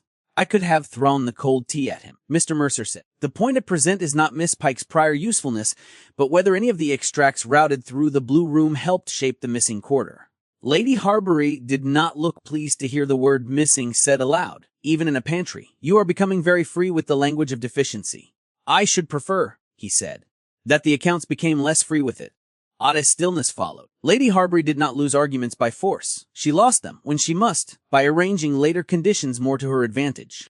At all events, she said, if the packet concerns the blue room and Miss Pike knows the press there, let her open it under your eye and have done. I will not have papers carried all over the house while callers yet remain. Mrs. Shaw, take the tea away. It threatens to become symbolic. Mrs. Shaw removed it at once. Before going, she gave me one short look I could not decipher fully. Not warning, not permission either. Something sterner and more useful than both.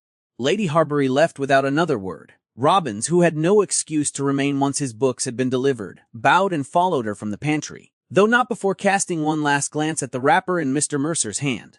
That glance was brief enough for innocence and careful enough for fear. When the door had shut on both of them, the room altered. Not safer, only narrower. Mr. Mercer held out the blue thread packet. Can you do it now? Do you wish me to come with you? That should have been an easy refusal. It was not. If you do not, I said, and I return with something useful, it will have been because I was sent alone to a private room where I have already admitted prior access. If you do, the talk worsens faster. Which form of danger do you prefer? That is a vulgar question. It is also immediate. I hated him slightly for that. It steadied me. Come then, I said, but by the back stairs. If the house means to make a story of us, I should like to force it to work a little for its materials. He gave no sign of amusement. Yet I knew the line had pleased him because he obeyed it without revision. We went by the narrow service stair, past the first floor landing where the windows looked over the dripping yews, then along the rear corridor to the blue room. No servant met us on the turn, though one maid below glanced up at the sound of our steps and then down again with the piety of a woman already storing the sight for later use. The blue room had not changed enough to comfort me. The curtains remained too heavy for the windows. The hearth tiles still held a hairline crack near the fender where the late Viscount once dropped the iron tongs and blamed the footman for placing them too close. The writing press stood where it always had, one brass pull polished by the use of hands that were not mine and one drawer slightly warped along the right edge from heat. Dust lay more thickly now because no one had sat there to copy since the funeral week began. I crossed to it without thinking and then stopped because Mr. Mercer had seen the thought before I could disguise it. "You do know it," he said. "How well?" I laid my fingers on the warped drawer pull. "Well enough to know that if one opens the middle press first, the lower compartment catches. One must pull the left leaf, then wait a breath, then lift." His silence behind me did not accuse. That was worse. I did exactly as the old cabinet required. The left leaf gave. The hidden spring relaxed with a faint inward click, and the lower compartment slid free. Inside lay three things: a packet of old wafers gone brittle, 2 ruined pens, and a narrow copybook bound in faded brown paper, tucked flat against the back where an incurious hand might have mistaken it for lining board. For a moment I did not move. My name stood inside the cover in my own younger hand. Eleanor Pike. Fair copy. Blue room. I have forgotten the book. Or rather, I had not forgotten it at all. I had pushed it so far downward in memory that it had ceased to belong to my present mind. I had used it for practice columns while waiting for the late Viscount to decide which figures deserved prettier rescue. Sometimes, when he changed his mind halfway through an instruction, I copied the abandoned sequences into it before destroying the loose sheets. Waste had always offended me. How ruinously thrifty women can be in the wrong place. Mr. Mercer came one step nearer. "What is it?" "My old copybook." He did not take it from me. Another man would have. Another man would have mistaken urgency for right. He simply waited while I opened it. The first pages held what I expected: trial hands, copied dates, rent columns rendered into cleaner order, lists of stores fare copied for practice. Then, 6 leaves in, the dates changed. Michaelmas quarter, widow relief, lodge allowance, ven amendment. Not the full missing lesion, but the shadow of it. I turned another page. Then another, my heart moving faster now, not with fear alone, but the peculiar shame of finding one's own competence preserved where it may do damage. "Fear," I said. He came to my shoulder and bent enough to see. I could feel the warmth of him through the cooler room air and despised my body for noticing at such a moment. The copied figures ran in my older hand, more cautious than now but undeniably mine. I had not copied the official ledger itself. I had copied from a loose summary sent to the Blue Room to be cleaned before presentation upstairs. Yet the order of names matched the missing period too closely to be chance, and beside Mrs. Bell's abbreviated line there stood my own small pencil tick, made years ago because the amount had seemed oddly mean against the margin note. "You remembered none of this yesterday," he said. I remembered the room, not the book. And now I remember being told to make 3 different versions of one quarter look as if they belonged to one another. I turned one more page. Here, do you see? The annuities were first set above the tenant allowances, then below. He had not decided which order best concealed the reduction. Mr. Mercer's gaze moved over the page, then stopped not on the figures but on the pencil tick beside Mrs. Bell's line. "You noticed it then," and said nothing. The sentence was not accusation. It became one all the same. I closed the book halfway because I could not bear the younger hand staring upward at me. To whom should I have said it? To the man who ordered the copy. To the steward who carried it. To Lady Harbury, who did not yet know I touched such papers. I was 24, dependent, and living on sufferance between my mother's pride and my brother's debts. Saying nothing was the chief trade left open to me. He did not answer at once. The rain struck harder at the panes. Somewhere in the corridor a floorboard answered a passing footstep. A house is never more attentive than when one wishes it deaf. At length he said, "You are still saying less than you know." That went through me cleanly. I set the copybook on the desk and turned to face him. "Do not do that." "Do what?" "Shield me before your aunt, then examine me as if I were one more false line in your uncle's accounts." His face changed by almost nothing, yet I knew I had struck true because the stillness in him became more deliberate. "If I had meant to examine you, Miss Pake, I should have asked why this book remained hidden after the rest of the Blue Room papers were cleared." I could not answer. That was answer enough. He looked at the copybook again. "Did you hide it?" The room became very small. "Yes," I said after a moment. "Or rather, I left it." Which amounts to much the same thing when one knows a drawer catches and does not mention it. "Why?" "Because it was mine." That was true. It was not sufficient. He waited. I hated him for waiting well. "At the time," I said, measuring each word as if the floor beneath them were thin, "I thought it held only scraps and practice columns. Later, when my brother began to request small sums too frequently and my mother stopped asking me where he got them, I remembered there had been one quarter in which the books shifted more than once. I came here after supper one evening to see whether I had preserved anything of it. His gaze came back to my face. Not soft, not hard either, only exact. And had you? I saw enough to know the paper was dangerous to someone. My throat tightened on the next line. I did not then know to whom, he said very quietly. But you left it hidden, even after I returned. The question landed so near the old wound that for one breath I thought I should not speak at all.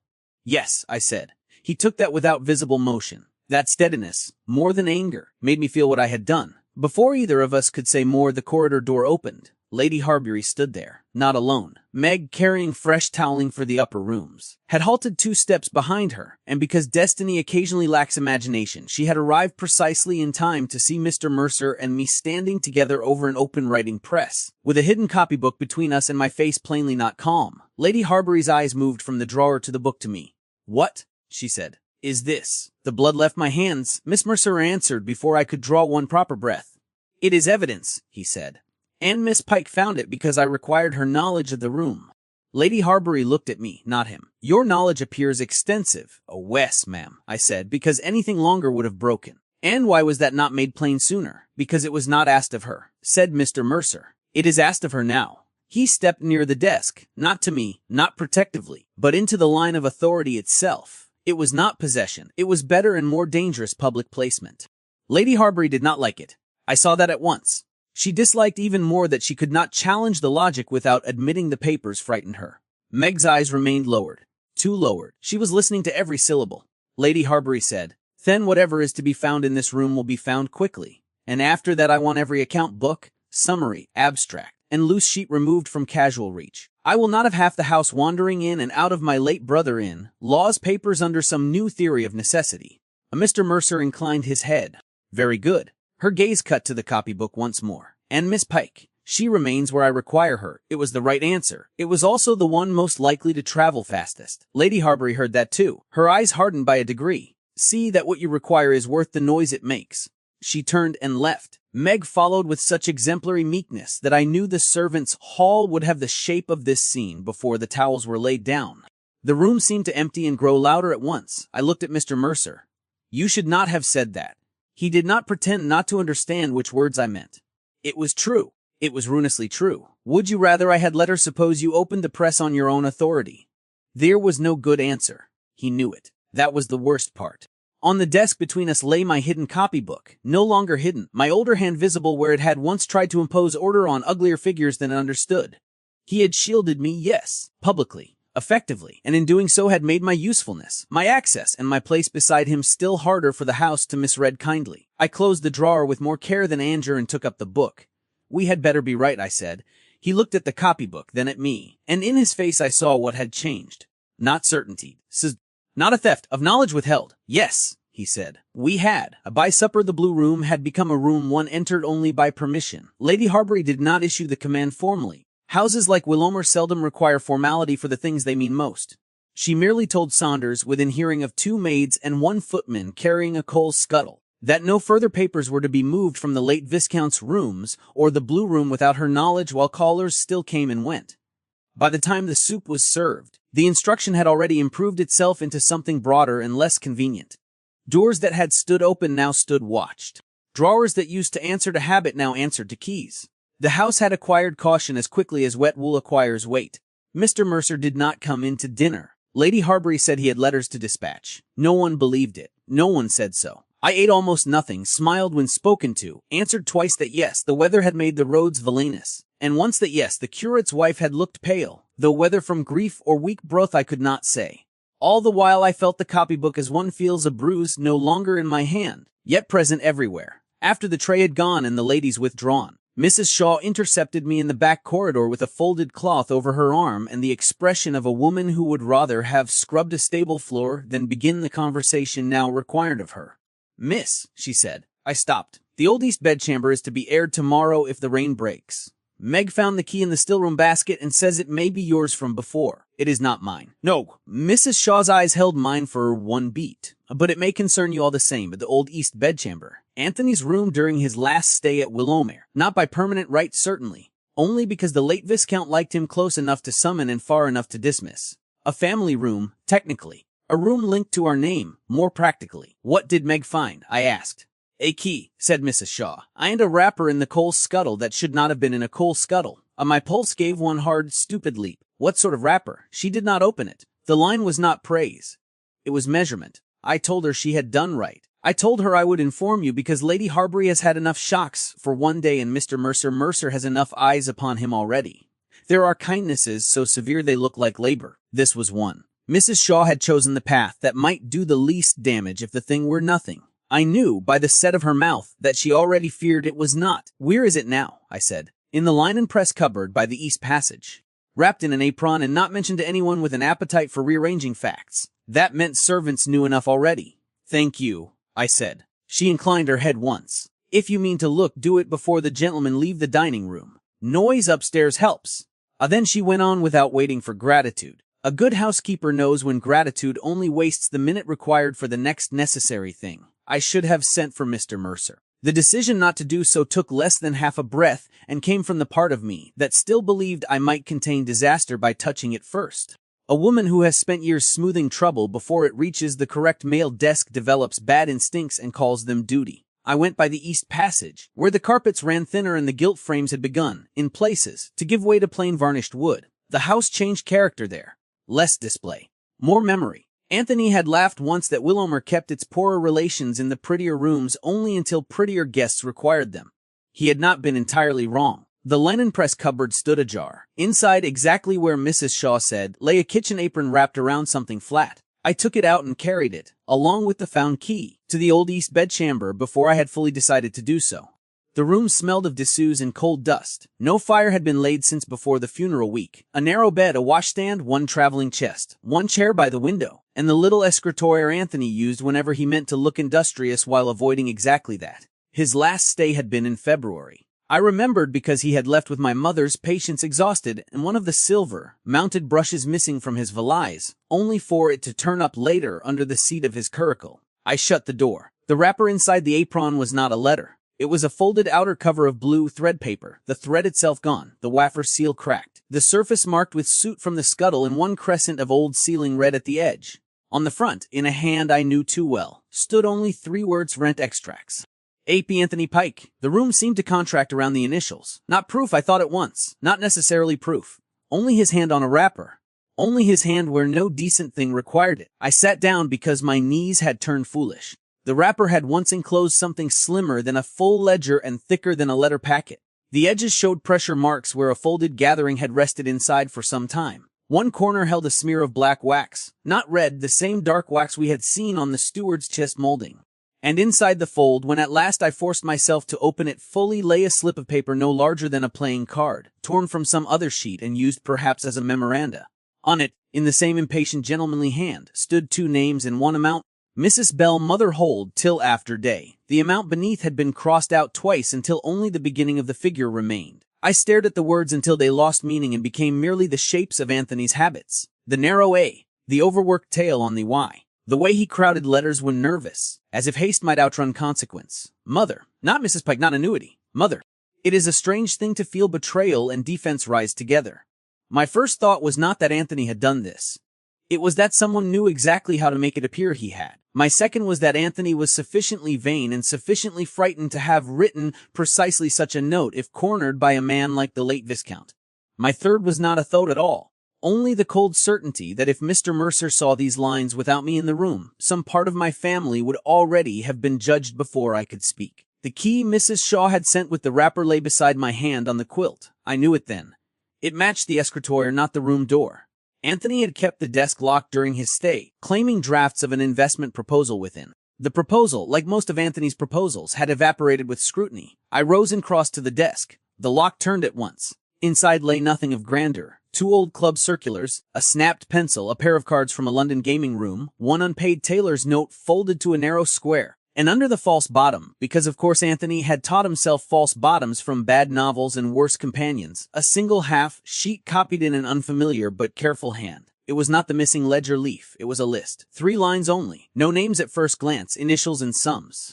MPMB amend. Against each stood smaller notations in another hand, harsher and more impatient, the late Viscount's beyond doubt. 1 mark indicated delay. 1 reduction. 1 had only a slash in the word later. I heard the step in the corridor too late. The door opened. Mr. Mercer stood there.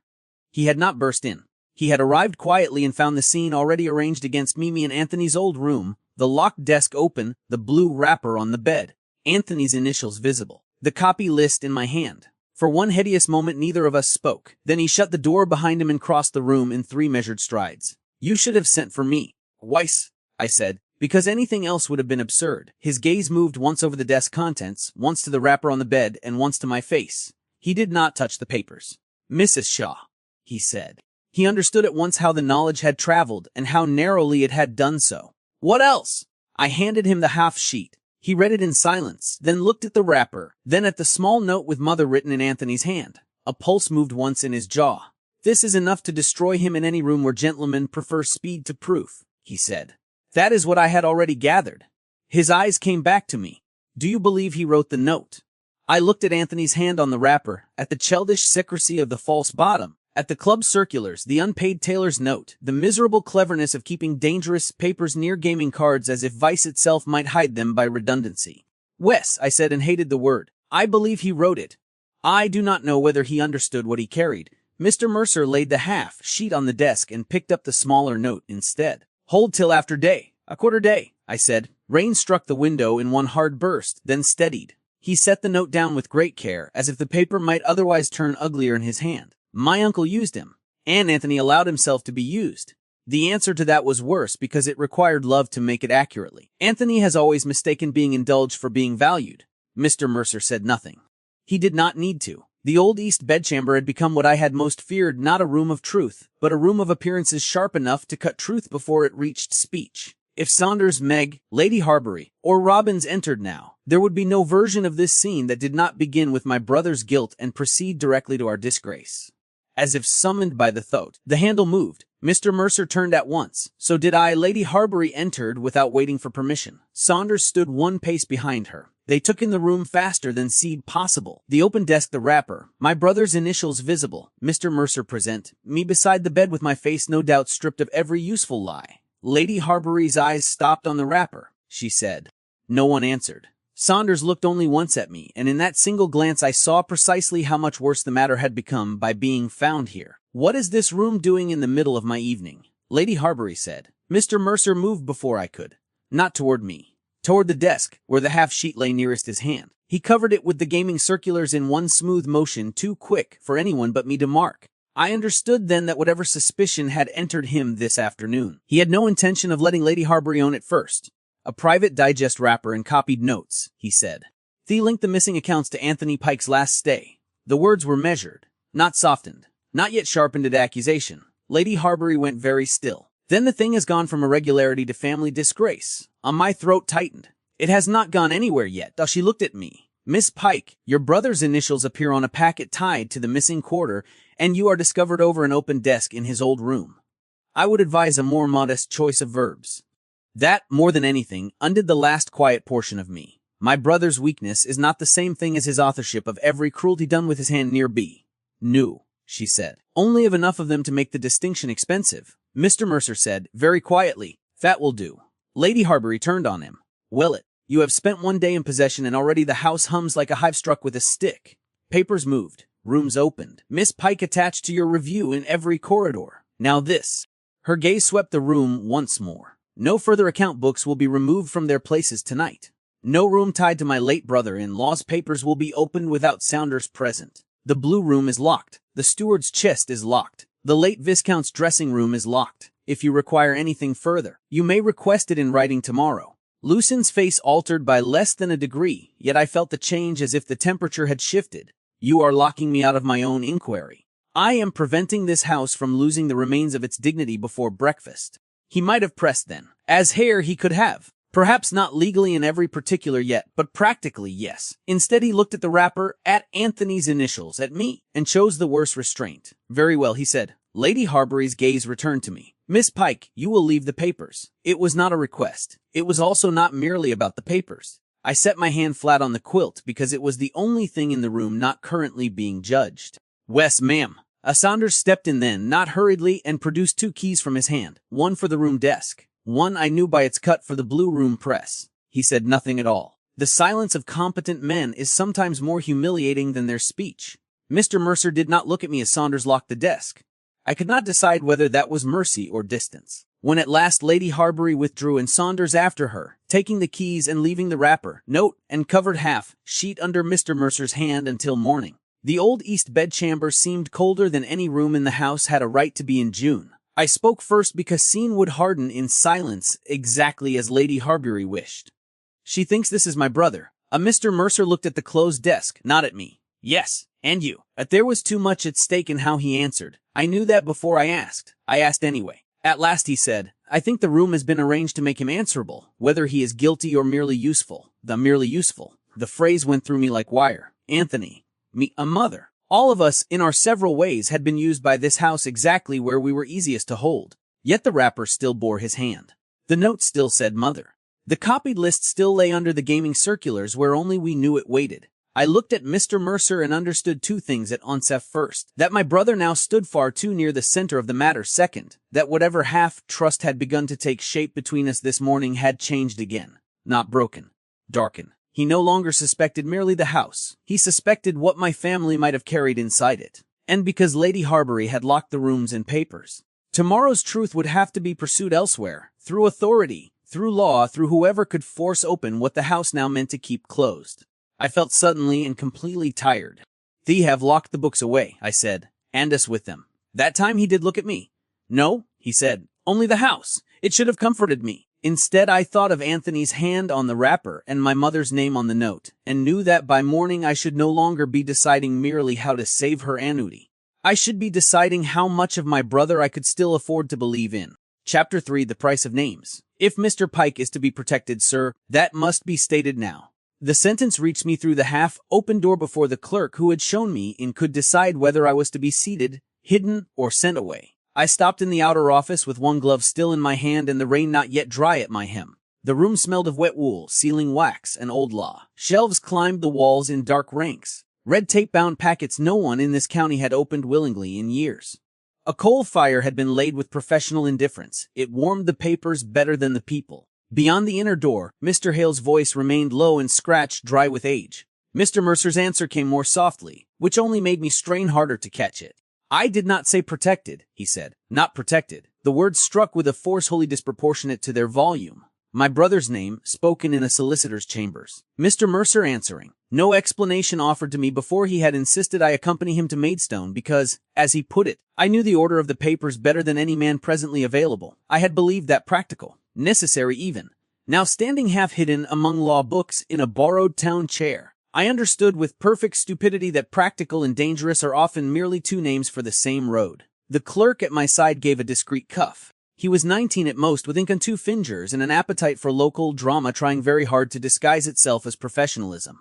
Miss Pike, he murmured, if you would take a seat. The inner door opened before I could move. Mr. Mercer turned first, not Mr. Hale. He saw me standing there with my glove in one hand, my bonnet damp, and no doubt enough on my face to make discretion impossible. For one moment his expression altered too quickly to read. Not guilt, not welcome either. Calculation, perhaps, and something harder beneath it. Mr. Hale, a spare gentleman with silver hair and the thin, durable politeness of men who make their living from other people's disasters, rose behind his desk.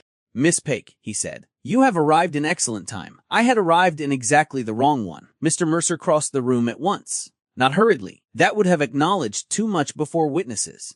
He took my still damp from my hand without looking at it and said, in a tone fit for weather and little else, the roads delayed you. I was not aware, I said, equally fit for weather, that the law had begun to run ahead of my carriage. The clerk vanished at once into a side passage, which meant he would hear the rest of it from behind a door instead of openly, as good breeding required. Mr. Hale gestured toward the chair nearest the fire. Pray sit down, Miss Pike. This is a disagreeable matter, and disagreeable matters are better managed by those who can remain upright through them. That depends, I said, taking the chair because refusing would have looked childish. Upon the matter. Mr. Hale gave me the smallest of smiles, one professional enough to survive disappointment. Mr. Mercer remained standing beside the mantel. He had chosen the position carefully. From there he could address the solicitor, watch the door, and make it impossible for me to read the papers on the desk without rising. I disliked him for that and admired the prudence of it in the same breath. Mr. Hale folded his hands. Mr. Mercer has asked that quarter-day enforcement be delayed pending review of certain irregularities in the Willowmere accounts. Unenforcement. Delay. Review. Such words are respectable in a solicitor's mouth. They are not respectable in a widow's coal scuttle. I kept my voice level. Against whom is enforcement contemplated? Mr. Hale's gaze shifted once, very briefly, toward Mr. Mercer. There are glances in legal offices that count as paragraphs, he said. Against no one in a formal sense. At present, I repeated. That is a coward's phrase, I said. Mr. Hale did not take offense. It is rather a cautious one. Mr. Mercer spoke then. The estate must be prevented from freezing the questioned lines until the books are examined properly. At the estate. The questioned lines. He might as well have been speaking of weather over a damaged field. I looked at him fully for the first time since entering and knew at once that whatever I had heard through the door, I had not heard enough, which did not make it safer. It made it worse. And my brother, I said. Neither man answered at once. That silence did what speech had not yet managed. It made Anthony present in the room more completely than if he had stumbled in himself in wet boots and an unpaid tailor's bill in his pocket. Mr. Hale said at last, Mr. Pike's name appears on a wrapper connected to the missing extracts. That fact cannot be wished aside. No, I said, only interpreted. Precisely, said Mr. Mercer. I turned on him. Then why was I not told before I entered and heard his name bartered over your shoulder like an inconvenient line item? Mr. Hale looked down at the papers before him with the tact of a man who knew exactly when another family's quarrel had become too alive for his desk. Mr. Mercer did not retreat into apology. He never had, not even when apology would have cost him less than silence. You were sent for because you know the accounts, he said. I was sent for because I am useful. The answer landed cleanly and publicly. I felt the color rise under my skin and hated him for making truth sound so near insult when spoken before a third person. Mr. Hale cleared his throat. Miss Pike, I understand the distress of hearing a relative named in such circumstances. Do you, sir? His eyes lifted to mine. I understand that distress often worsens if business is allowed to become rumor before it becomes record. That, infuriatingly, was fair. I folded my hands in my lap because they had begun to betray me by wanting movement. Then make the business plain. Mr. Hale inclined his head. Very well. Mr. Mercer's position is that the late Viscount's private digests and the public books do not presently align. The estate cannot, in honor, proceed on quarter day as if no discrepancy exists, nor can it publicly accuse a gentleman of tampering without evidence sufficient to survive scrutiny. He therefore requests a short stay, quiet access to the copy chains, and authority to review any papers moved through the Blue Room or the late Viscount's private rooms in the last 2 quarters. Quiet access, a short stay, all the words respectable men use when they mean to buy time at someone else's expense. And if such authority is granted, I said, whose name shields the estate while you search? Mr. Hale did not answer. Mr. Mercer did. Mine. I laughed once. Not because anything was amusing, because it is possible to hear the exact wrong answer and still recognize its skill. Your name, I said, may shield an estate. It does not shield mine. His face changed by almost nothing. Only enough for me to know I had struck where he was not armored. Your family is already inside the danger, he said quietly. I am trying to keep them out of the public version of it. The public version. As if there were a private version in which my mother did not wake one morning to discover her annuity delayed. My brother did not become whisper material at every dinner table in Kent. And I myself did not travel to a solicitor's office beside a gentleman not my relation closely enough for town eyes to leave the scene uninterpreted. Outside the window a carriage rolled past over wet stones. Somewhere in the front office the clerk dropped a pen and muttered over it. The ordinary sounds of the place made our conversation indecent. Mr. Hale, perhaps deciding we had earned no further politeness, drew one sheet from the stack on his desk and turned it toward me. It was not the half sheet from Anthony's room. It was worse for being duller, a county summary of quarter-day obligations likely to be affected by disputed carryovers. Lodge allowances, tenant abatements, family annuities awaiting verification. No names written in full, only initials and estate marks. My eyes found MP at once. I looked away before either man could see I had found it. Mr. Hale said, if the disputed lines are halted formally, the interruption may remain technical for several days. If the matter proceeds without halt and proves corrupted later, the legal consequences widen. In plain language, sir. In plain language, Miss Pike. Either people are kept waiting quietly or they are injured publicly. Mr. Mercer said, I mean to choose the first. I turned back to him. For whom? His answer came at once. For the widows. For the tenants. For your mother. For everyone my uncle thought small enough to move between columns without noise. The room went still after that. Mr. Hale, who had the decency to pretend interest in his sealing wax, did not speak. I should have been moved. I was furious instead, because the line was too nearly right and because rightness from him in that moment felt intolerably like power. On Anthony, I said. Mr. Mercer looked at me directly. If he's guilty, I will know it. If he is merely useful to another man's design, I will know that too. It was the if that undid me. Not because it was unjust, because it was just enough to be impossible to fight without sounding childish before the solicitor. I rose before I had fully decided to do so. The chair legs scraped the carpet with a small ugly sound. Then you had best know quickly. Mr. Hale looked up at once. Miss Pike? No, sir. Forgive me. You have been very clear. I picked up my glove from the chair arm where Mr. Mercer had left it and pulled it on more sharply than the kid deserved. The estate must be spared embarrassment. The quarter must be preserved from disorder. The public version must be managed. My brother is either a culprit or an instrument, and my mother's comfort waits meanwhile in the narrow corridor between legal caution and masculine honor. Mr. Mercer took one step away from the mantel. That is not what I said, no, I answered. It is what I heard, and because I had already made the scene unrecoverable, because Maidstone was a smaller town than London and a more poisonous one for those who imagined themselves genteel. Because the clerk in the outer office and the draper's wife passing the window and the solicitor's own housemaid would all remember exactly how I left if I did it badly. I inclined my head to Mr. Hale with all the grace I had left. Thank you for your clarity, sir. Then I turned and walked out of the room before either man could stop me without making a still greater spectacle of it. The clerk sprang up as I reached the outer office, too quickly to pretend he had not been listening. I did not look at him. Looking is what gives listeners the pleasure of becoming witnesses. I took the corridor, the front stair, and the narrow vestibule in a line so exact it might have been ruled. Only when I reached the street door did I realize Mr. Mercer was immediately behind me. Of course he was. And of course the draper's wife across the lane, stepping from her carriage under a striped umbrella, looked first at him and then at me and understood enough to be dangerous without understanding anything at all.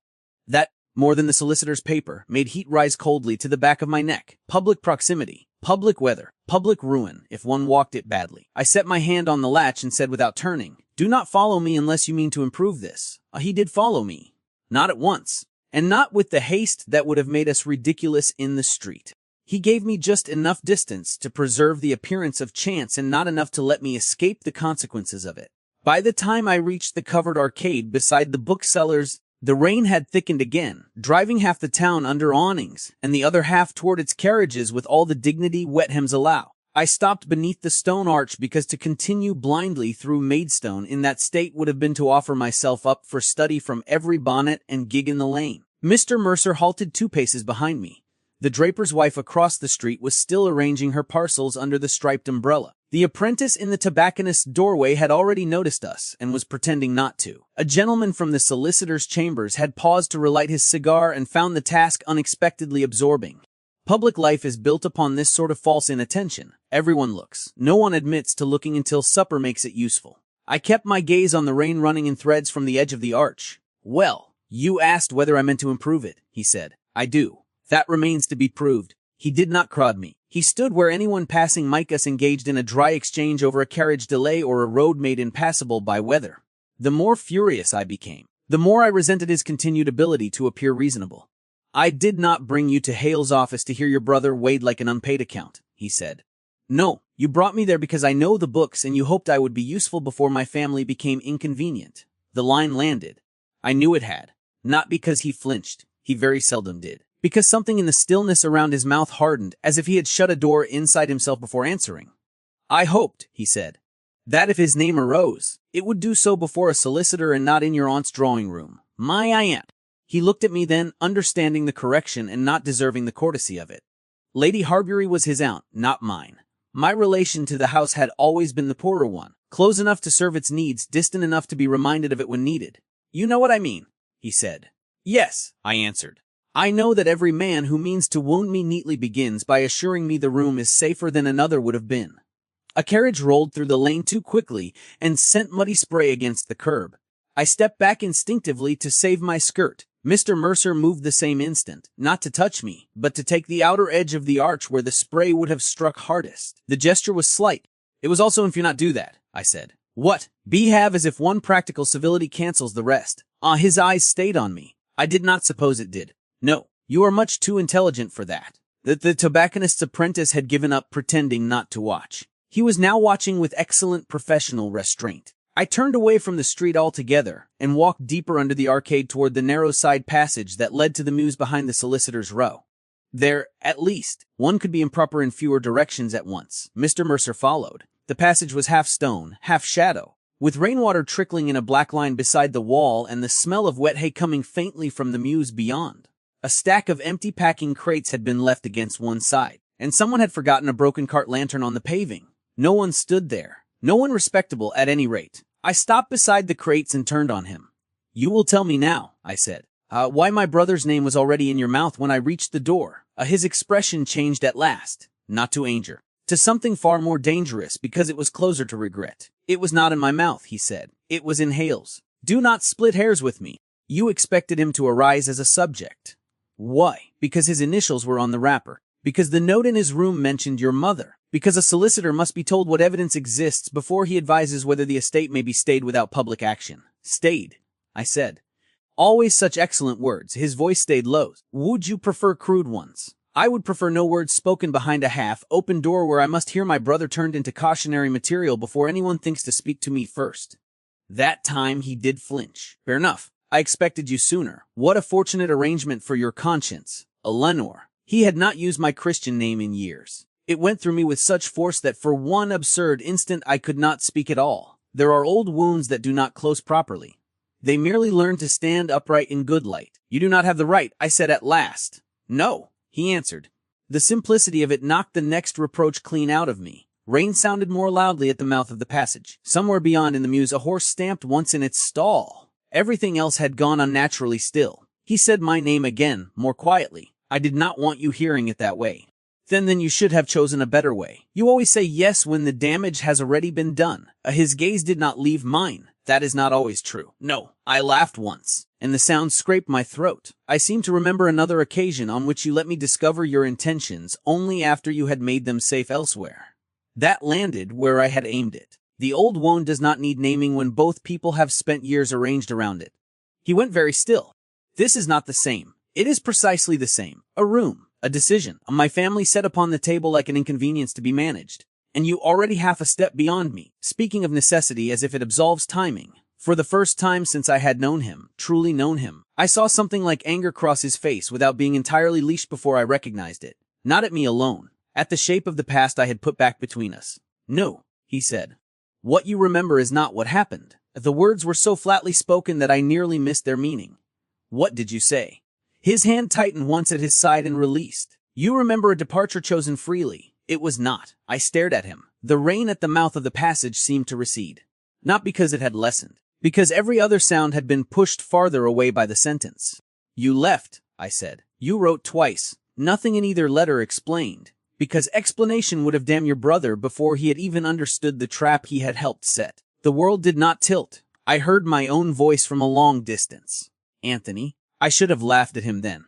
Called it convenient. Accused him of discovering in my brother a shield broad enough to cover old cowardice. Instead I saw all at once and without invitation, the late Viscount's rooms, Anthony's lazy confidence, the wrappers, the notes, the way men like the elder man drew weaker men toward paper with flattery rather than force.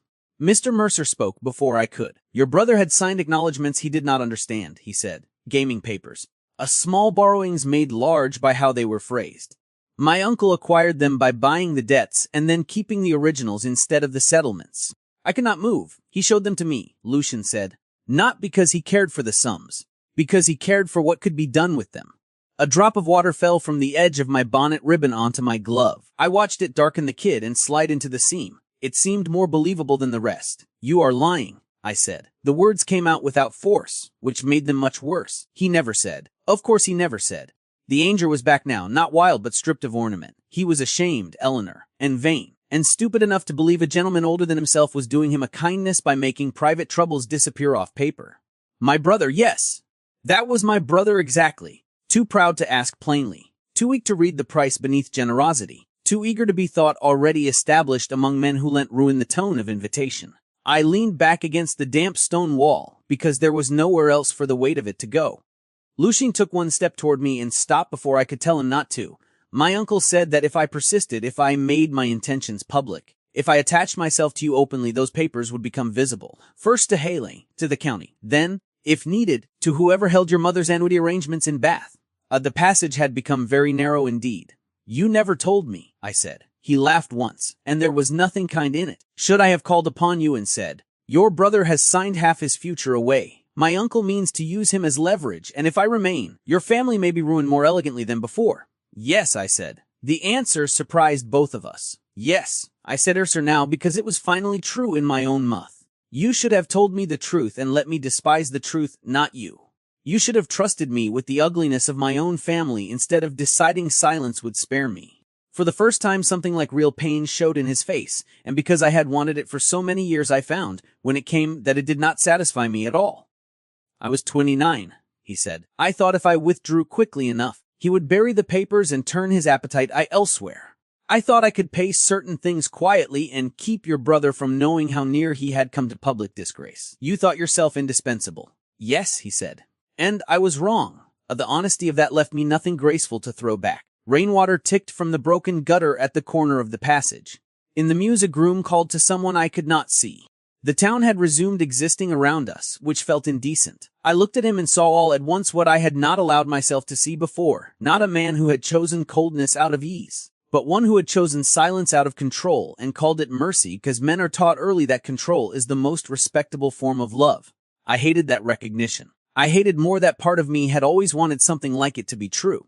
And now, I said, now my uncle is dead, your brother's hand is on a wrapper, your mother's name is on a note, and the same machinery is still trying to grind the vulnerable smaller before quarter day. His voice had gone quiet again, but not cold. Now I am telling you the truth because silence has already cost too much. I turned my face away. The damp stone behind me had gone through my sleeve. Do not ask me to be grateful for timing forced by disaster. Do not ask me to trust you because your explanation hurts. I looked back at him. Then what are you asking? He held my gaze and answered without the shield of practicality for once. I am asking you not to mistake me again at the exact moment we cannot survive another mistake. The words entered me and stayed there. Not because they soothed. Because they did not. For a moment neither of us moved. Then voices sounded at the mouth of the passage, two women under one umbrella, trading names and parish news as they hurried by. We both heard them. We both knew what it meant to remain where we were one heartbeat longer in full view from the lane. He stepped back first. That, too, changed the air between us. When he spoke again, the practical note had returned, but it no longer hid everything beneath it. Hale can secure us until tomorrow evening if he receives one further corroborating chain between the extracts and the altered quarter. My hand tightened on my glove. And you think I have it? I think you know whether anything else was left in the blue room or taken from it before the funeral. I almost said no. Then I remembered the copybook. Not the one we had already found. Another thing, smaller. Not a book at all. A folded sheet I had once tucked where loose trial figures did not belong because Anthony had come in laughing during an afternoon call and the late Viscount, in one of his displays of false indulgence, had told him to take what wine he liked and leave the women to their paper. I had hidden the sheet without reading it properly because at the time my first instinct had always been concealment when men came too near accounts. The memory arrived so suddenly I shut my eyes. Lucien saw it. What is it? I opened them again and hated how he could still hear a thought changing shape before I chose to voice it. In the blue room, I said slowly. There used to be a false lining in the left pigeonhole of the upper press. I found it by accident in winter 2 years ago when the glue had lifted from damp. I once pushed a loose page behind it so Anthony would not turn a copied sum into a jest. I swallowed. I did not look for it yesterday. He did not move. And if it is still there, then either we have another piece of the chain, I said, or proof that I am a greater fool than even you have so far suspected. The corner of his mouth altered, not into a smile, but into something that acknowledged the line and the pain under it both. I have never thought you a fool. No, I said, only useful. But this time when he said my name he did not make the mistake of gentleness. Both may be true. Neither is enough. The two women under the umbrella had passed. The lane beyond the arch had begun to move again. Somewhere a clock struck the quarter. I pushed away from the wall. If we are to go back, I said, we do not go by the front. We do not arrive together. And if Hale asks why we left his office in a state fit for county legend, you may tell him I objected to being handled. His eyes held mine for one dangerous beat. Did you? Then I walked past him toward the mews, because if I remained where I was another moment, I might begin trying to reckon not only the price of names, but the still greater cost of having been wrong in exactly the way that hurts longest. The blue room key should not have fitted the lock so easily after Lady Harbury's performance of caution. I knew it before the ward turned. Knew it in the small, almost oily smoothness of the metal, as if Saunders had taken the trouble to oil it after supper, or as if the room had been entered more recently than anyone meant to admit. I stood in the dark upper corridor with my bonnet still damp from the return drive, one hand on the key, the other on the panel, and listened. Nothing. Not the front of the house, where the last callers were being softened into departure. Not the service stair, where the maids were carrying hot bricks and folded linen. Only the low-weather breath of Willowmere at evening settling wood, banked fires, rain thinning itself against the windows. I opened the door and slipped inside. The room still held the afternoon's cold. The fire had not been relit. Dusk had taken the blue out of the wallpaper and left only gray upon gray, the furniture stripped to shape rather than color. I did not dare ask for a lamp. A lamp explained itself to servants. Darkness, at least, might still be called neglect. I shut the door, waited for my eyes to adjust, and crossed to the writing press by memory. Lucian had returned separately, as we agreed. He would be with Hale's letter to Saunders and whatever legal phrasing respectable men use when they mean to move a household 1 inch without admitting it has already shifted 2 feet beneath them. I was here first because I knew where to look. That sentence should have given me strength. Instead it pressed upon me with the old, ugly weight of being useful in rooms where usefulness itself must not be named too clearly. The upper press stuck less than it ought to have done. Another sign of recent handling. I opened the left leaf, then the right, and slid my fingers into the pigeonholes where the correspondence trays sat shallow above the deeper ledge. 2 years ago the glue behind the left lining had softened in damp weather, and a false slip of board had lifted under my hand. I had tucked a loose sheet behind it then because Anthony had come into the room with wet lauder, and the late Viscount had wanted me flustered and my copying spoiled. I had not thought of the hiding place since. Or rather I had thought of it and then thought away. My nail found the loosened edge. The panel shifted. Behind it lay not one folded sheet, but a narrow packet tied in plain thread and flattened by time. For one breath I could not move. I had not hidden a sheet. I had hidden a packet. Memory is a treacherous accountant. It does not always lie. It merely enters only what the mind believes it can survive. I drew the packet out and held it against the dying window light. 4 folded leaves, perhaps 5. No title on the outer page. Only a figure in the late Viscount's hand at the corner, and beneath it, a smaller note in mine that I did not at first recognize as mine because the letters were younger, tighter, more obedient copy not fair. The room seemed to tilt and right itself again. I had done more than hide a loose page from Anthony's hands.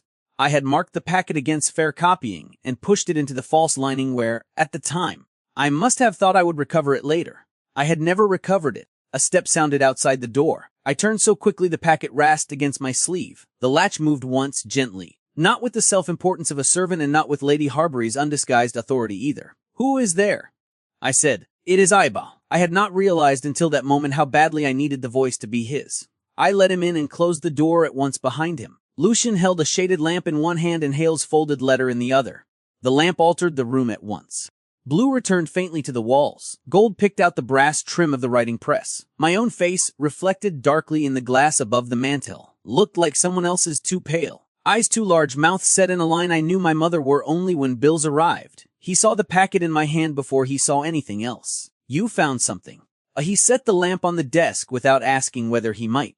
That annoyed me less than it should have done, which was an irritant of its own. "Hale's letter has bought us the room for tonight," he said. "Saunders is to say he required account access by my instruction. A Lady Harbury will dislike the phrasing too much to challenge it before morning."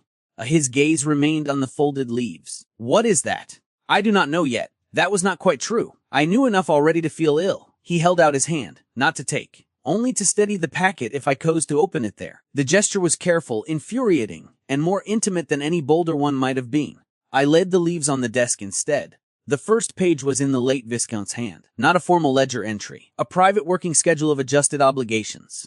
Names written in full where gentlemen like him believed privacy protected them from their own cowardice through my mother, Mrs. Fenwick, the Vane Lees, 2 tenant abatements, 1 coal allotment, and beneath them a running note of sums moved not out of the estate entire but between categories that would determine who waited and who paid. Lucian said nothing. The second leaf was worse. It was not even an account. It was a set of directions. Hold annuity if vain amend, not secured. Draw widow relief under winter fuel. Do not enter lodge full until after day. Against the margin, in another ink, stood Robbins's concise acknowledgments. Yes, the ink seemed to say. Yes, I know exactly how this may be done without noise. I put one hand on the desk because the floor had once again become unreliable. "My uncle," Lucian said at last. "As arranging delay as policy." "No," I said, hearing the thinness in my own voice. "Not delay. An extraction." He looked at me. "He reduced one line temporarily and restored it later," I said, forcing the thought into words because words were better than nausea. He could press a tenant, a widow, or a dependent relation into gratitude for the restoration. He could call himself generous in returning what he had withheld. Lucian's face altered, not in surprise, in recognition. The lamp flame shifted once in its glass. Beyond the window, rain whispered against the panes as if it too wished not to be heard. He turned the third leaf.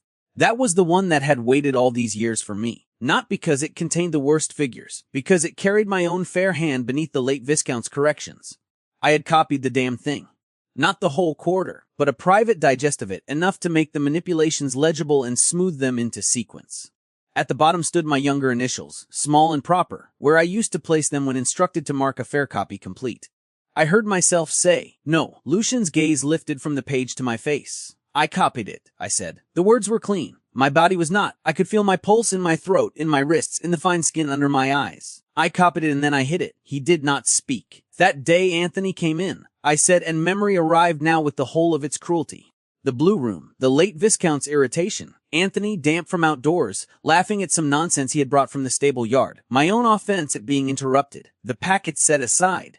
The older man telling me the fair version was not to be carried down yet, my later realization that the private draft and the fair copy did not agree. My fear first for Anthony, then for my mother, then for both combined into one choking loyalty too confused to deserve the name.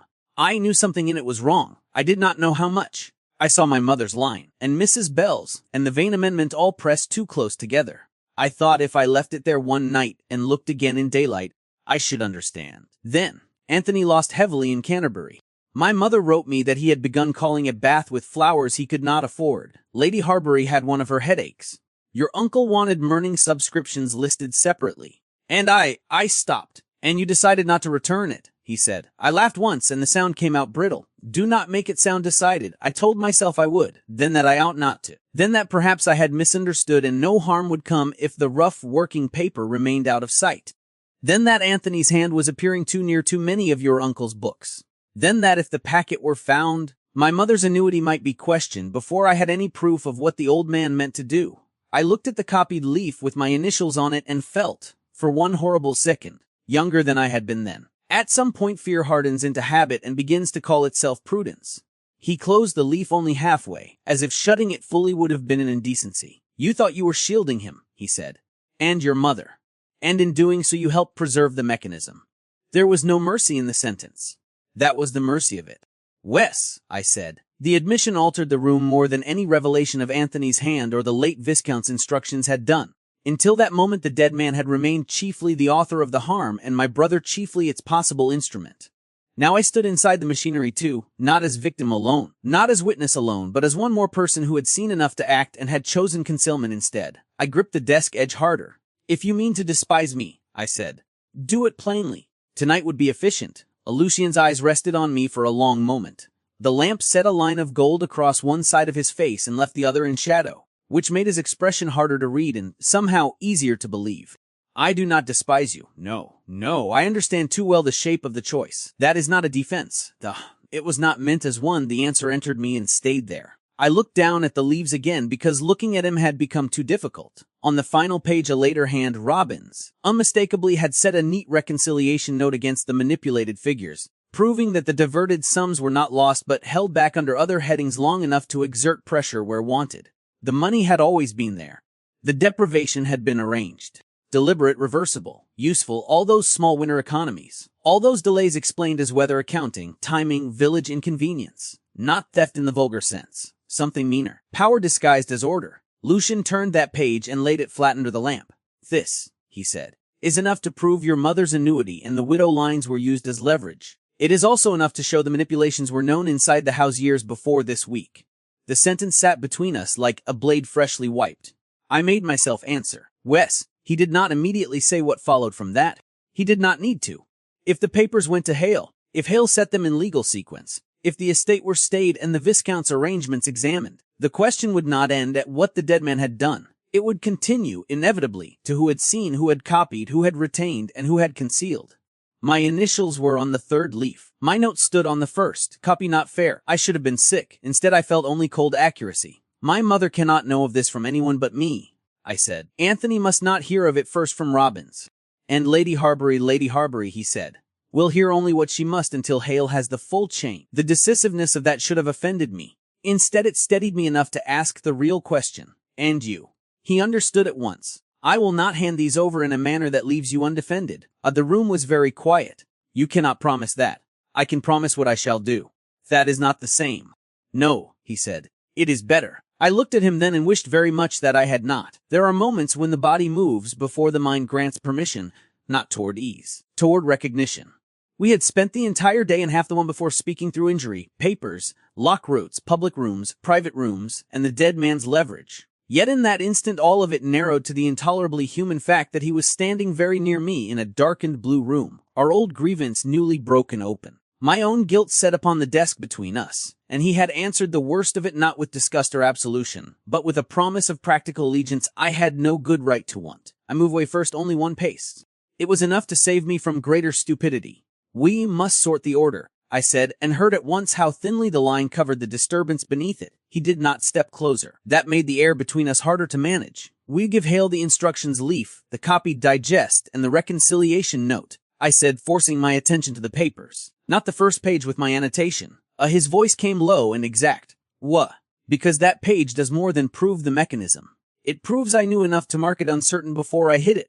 And if Hale discovers later that it was withheld, he will discover that I retained a draft packet in a false lining under pressure of family fear, and then produced the material before quarter day. That is survivable. I touched the first leaf with one finger. If he sees this page tonight, he sees a woman who recognized danger years ago and chose silence. A solicitor may sympathize with that in private. He will still write it down as a damaging fact. Lucian was silent for a beat. Then you have thought like this for too long, Wes, I said. And I have been right too often for it to be a harmless habit. He accepted that, not approvingly. As fact, at last he said, we may omit the page tonight, but not forever. Because if the matter proceeds, the chain fails without your first recognition. I swallowed. Yes. And if it comes to that, you will tell Hale yourself. I looked at him sharply. He did not look away, not a command, not rescue either. Something much more difficult. The insistence that if I were to stand inside the truth, I would do so on my own feet and not through any softened male translation. Yes, I said after a moment, I will. The words felt like stepping onto ice and finding it hold. He gathered the pages in the order I indicated, leaving aside the annotated first leaf. His hands were steady. Mine were not. I folded the excluded page once and slid it inside my reticule before I had time to reconsider. The act felt both necessary and disgraceful. When I looked up, he had seen. Neither of us spoke of it. Instead, he said, there is one more thing. What? He touched the third leaf, where my younger initials sat small and proper beneath the copied lines.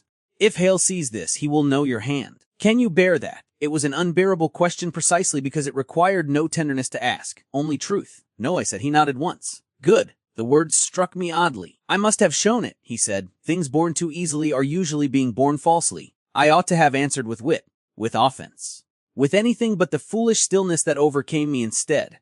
The room seemed to have drawn closer without moving. The lamp flame trembled once in its glass. Rain traced the pane in silver threads. Somewhere below, far enough away to be unreal, a servant shut a door. Lucian took up the selected pages. I gathered the excluded leaf more tightly into my reticule. Our hands came near over the desk, not touching, not even brushing, only crossing within the same narrow field of light. It should have meant nothing. It meant too much. I could feel the awareness of him all along my arm as if proximity itself had learned a pulse. He withdrew first.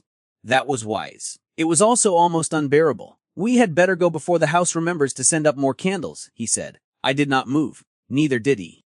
The papers between us had given us truth. They had also given us something worse, no further room in which to pretend that what had once failed between us had failed simply, or cleanly, or without residue. I had accused him in Maidstone of silence dressed as mercy. I had now admitted my own silence dressed as prudence. The balance did not comfort. It stripped us both. At last I said very quietly, I thought you chose yourself. The line should have belonged to anger. It did not. Not entirely. His answer came with equal quiet. I thought you would rather hate me than live under what my uncle held over your family. I looked at him then and saw, not pardon, but the exact shape of the old damage made legible in present time. That was not your choice to make, I said. The word entered me more deeply than any apology could have done. He took up the lamp. I opened the door, and because the house still stood around us with all its routes, witnesses, locks, and reputations waiting, we left the blue room with the papers arranged and the truth less so than before. We had gone no farther than the turn by the old schoolroom when voices rose from the lower passage. Lady Aubrey first, Saunders behind her, and beneath both, the thinner, polished tone of Mr. Robbins. I stopped so abruptly that Lucian's lamplight struck the wall instead of the stair. He heard them once. Without a word, he opened the nearest door and drew me inside by no more than the pressure of his hand at my sleeve. The old schoolroom had not been used in years except for overflow trunks and the temporary exile of objects no one wished either to display or discard. A rolled map of Europe leaned against one wall. 2 slates stood behind a chair with one leg mended badly and still shorter than the others. The air smelled of chalk dust, damp wool, and old beeswax. Rain tapped the window in a quick, nervous pattern that made the room feel smaller than it was. Lucien set the lamp on the sill and lowered the wick with a precision that told me he had done more than one such thing in darker places than Willowmere. The flame shrank to a guarded amber eye. Outside, Lady Harbury said, "I do not care what Hale thinks he has purchased with his letter. If there is to be a search of private rooms, I will know first whose name is to be blackened by it." Robbins replied in the smooth voice of a man who never dirt his own shoes if another person might be made to carry the mud. "Naturally, ma'am. I only thought it prudent that if Mr. Pike's hand has touched any of the papers, the matter might be better contained before the county begins inventing what the books do not actually prove." My whole body went rigid. Lucien looked at me once. Not warning, not pity either. Only the kind of look that says hold. Lady Harbury answered, "The county invents very well without books. What concerns me is my nephew's appetite for dragging house matters into procedural daylight before the family has had time to decide what dignity requires." No one spoke for a beat. I could hear the shifting of silk, the small dry sound of Saunders moving a key ring from one palm to the other. Then Robbins, softly, and Miss Pike. "Mom." I felt the words enter the room before Lady Harbury answered them. She said, "I has become too useful too suddenly. The sentence should not have surprised me. It did, not because it was false. Because she had decided to say it aloud." Robbins made the faint sound he used when agreement wished to resemble reluctance. "Such youthfulness is often misunderstood." "Yes," said Lady Harbury, "especially by people determined to misunderstand to their own profit." Their steps moved on after that, deeper into the back passage, until even the rustle of Lady Harbury's skirt had gone. Yet the schoolroom remained full of what had been said. My brother's name, my usefulness, profit, dignity, all the nice county words for ruin, arranged under one leaking roof. I did not realize I was shaking until Lucien took the lamp from the sill and turned the wick one measure higher. "You are cold," he said. "You are furious." That answer steadied me a little. Fury, at least, has shape. I crossed to the old schoolmaster's desk under the window and set both hands on its scared edge. The wood was dry enough to catch the skin at my fingertips. A primer lay open there under a film of dust, abandoned halfway through the alphabet as if the child using it had simply resin one day and never been made to return. There was something obscene in being surrounded by such mild relics while grown people weighed my family like disputed linen. Lucien closed the door more fully. "That," I said, "as a useful education. In what? In how quickly a woman's competence becomes indecency the moment it starts touching power." He did not contradict me. That restraint might once have pleased me. Tonight it only made the room feel more exact. I opened my reticule and took out the first leaf, the page I had withheld from Hale, the one with my younger note on it, my foolish smaller hand trying to warn myself without quite daring to write the truth plainly. It looked harmless in the lamplight. That is the special obscenity of paper. It lies flat and lets human damage stand in excellent order. "I should have given him this," I said. The answer struck cleanly, and because it did, I turned on him. "You might at least pretend hesitation." "Why?" "Because I am trying for one very undignified minute not to hate myself." His face changed almost imperceptibly. The old scar of his restraint, the one I had once mistaken for coldness, cut through the candle dark again. "Eleanor," he said, "if you want a false kindness, you must seek it elsewhere. We are past the point where softness helps." The words should have angered me further. Instead, they made my throat tighten with a grief so old and newly altered that I could not place it properly. "Do not speak to me as if I were one of your papers. Then do not ask me to smooth what is not smooth." I looked at him, really looked. The lamp made the planes of his face harsher than daylight did. Rain had dried in a faint mark at the shoulder seam of his coat and left the rest darker by comparison. There was nothing careless in him. Not posture, not voice, not hand. A man like that must choose tenderness deliberately or not at all. Outside, somewhere down the passage, a door shut. "Not near." "Near enough," I said. "You told me in Maidstone that your uncle held Anthony's papers over you. And now I find my own hand on half the mechanism besides." Again, always yes now, where once I had had only silence from him. I nearly laughed at the perversity of it. "If I give Hale this leaf," I said, "then I put my name into the chain properly. Not as an observing relation, not as a witness to household untidiness, as a woman who copied the false sequence, recognized something wrong, and buried the proof long enough for the old man to continue using it." His gaze dropped to the page in my hand and then returned to my face. "You put your name into the truth. Do not ennoble it." That left me with nowhere to put my anger except closer to the thing itself. I laid the page on the desk and flattened it with my palm. Anthony's hand on the wrapper, my hand on the copy, Robin's is on the reconciliation, your uncle's on the instructions. It is like a family history written by devils who preferred ink. Then let us stop being devout about it. The line was so unlike anything he had once said to me that for one startled beat I simply stared. He crossed the room then too quickly, not to crowd. Only enough to stand opposite the desk, where the paper lay between us and neither of us could pretend not to see it. There is no version of tomorrow in which this does not cost you, he said, myself answer. I am aware, but there are still different costs.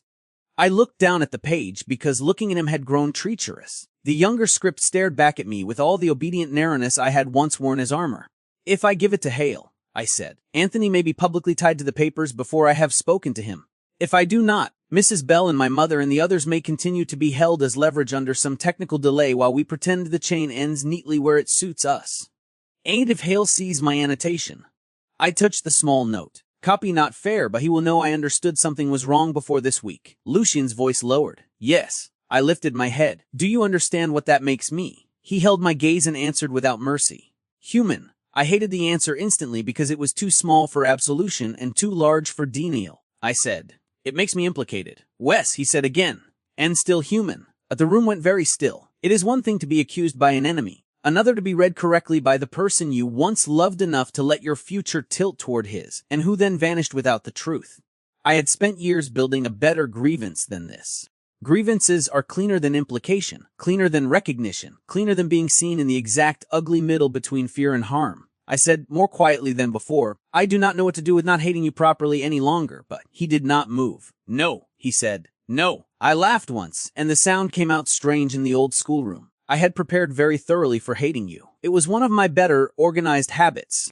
His mouth changed by the smallest agreement, something too raw for that. And now, I said, I find we have both spent years calling silence prudence and leaving women and widows to pay for it. The words remained in the room after I said them.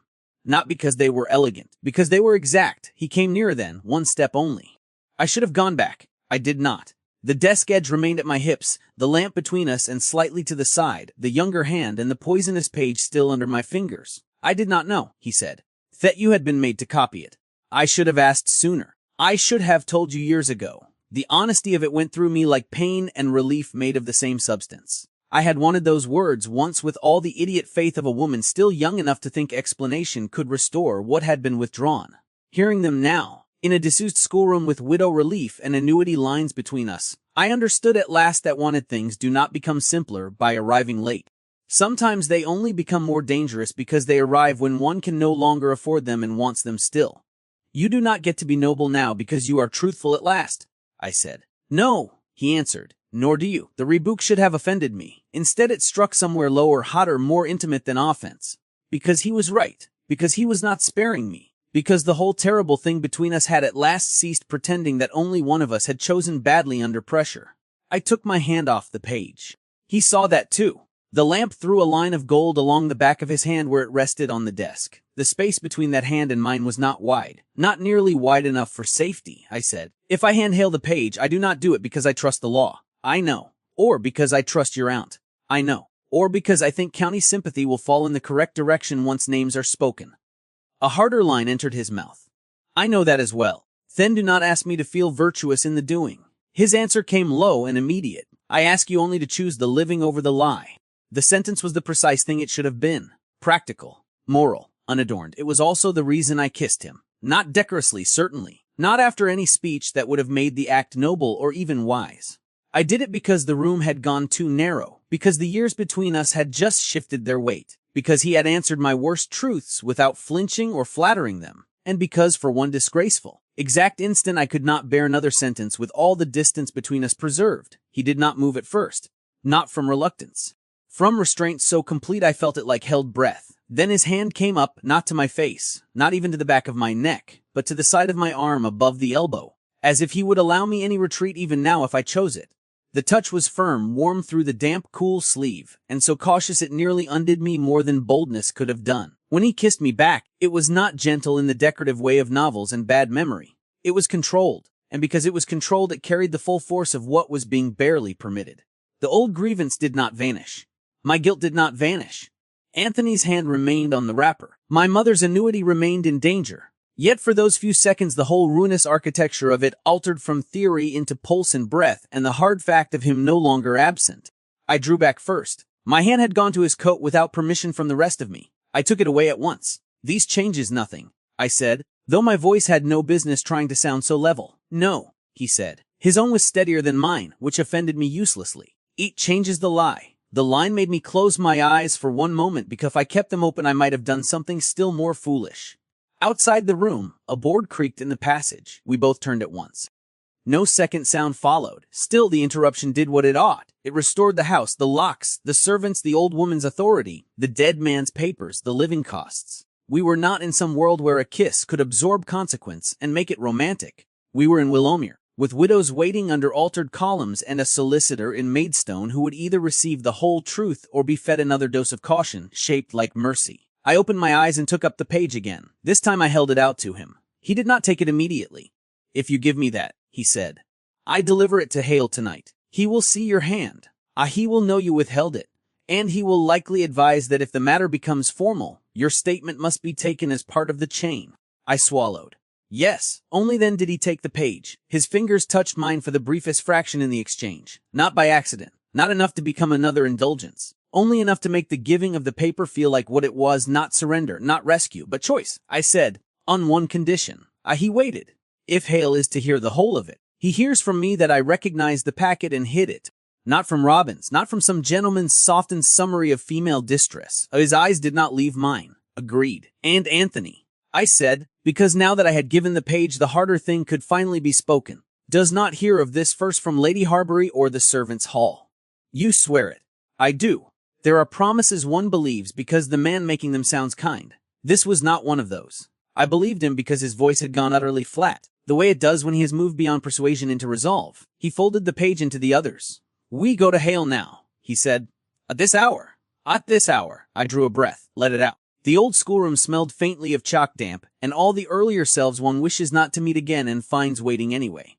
"Then we had better go by the Mews," I said. "If Lady Harbury sees the lamp moving downstairs twice, she will count the reasons." He took up the light. I opened the door. And because some decisions arrive not as triumph but as the loss of every remaining excuse, I stepped back into the corridor knowing that by morning the dead man would no longer be the only one at Willowmere forced into proper account. Chapter 4, Quarter-Day Reckoning. Quarter-day began with chairs, not ledgers, not keys, not the solicitor, and not the dead man whose arrangements had dragged us all to this morning. Chairs. Saunders had set them in 2 sober rows along the long gallery outside the estate office, as if neat walnut and adequate spacing could persuade a gathered county that order still governed Willowmere. The tenants were to wait there until called. The widows were to be seated nearer the fire, though the fire had been laid too low for true kindness and too high for mere appearance, which meant Lady Harbury had judged the matter herself. I knew that because the chair for Mrs. Bell had a folded blanket over the back, and the one for my mother did not. My mother had not yet arrived. Mrs. Bell had. She sat nearest the hearth in her good brown shawl and looked smaller than ever in the long gallery's draughty dignity, her gloves darned at the thumbs, her chin lifted in the determined manner of poor women who have learned that gratitude must not be mistaken for surrender. Beside her, Mrs. Fenwick from the lodge held a reticule in both hands as if a widow's allowance might be steadied by grip alone. Beyond them waited the Vane family, father and second son together, both scrubbed for the occasion and wearing coats brushed to a shine that could not conceal the work beneath. 2 tenant wives sat farther down, not because the books required them, but because men who expect money often bring witnesses when their trust has worn thin. At the far end of the gallery, just before the estate office door, Mr. Hale stood in quiet conference with Lucian. They had chosen their positions carefully. Mr. Hale half a pace back, enough to make plain that this was still Willowmere business and not yet open scandal. Lucian, before the table, enough to show authority without looking as though he meant to perform it.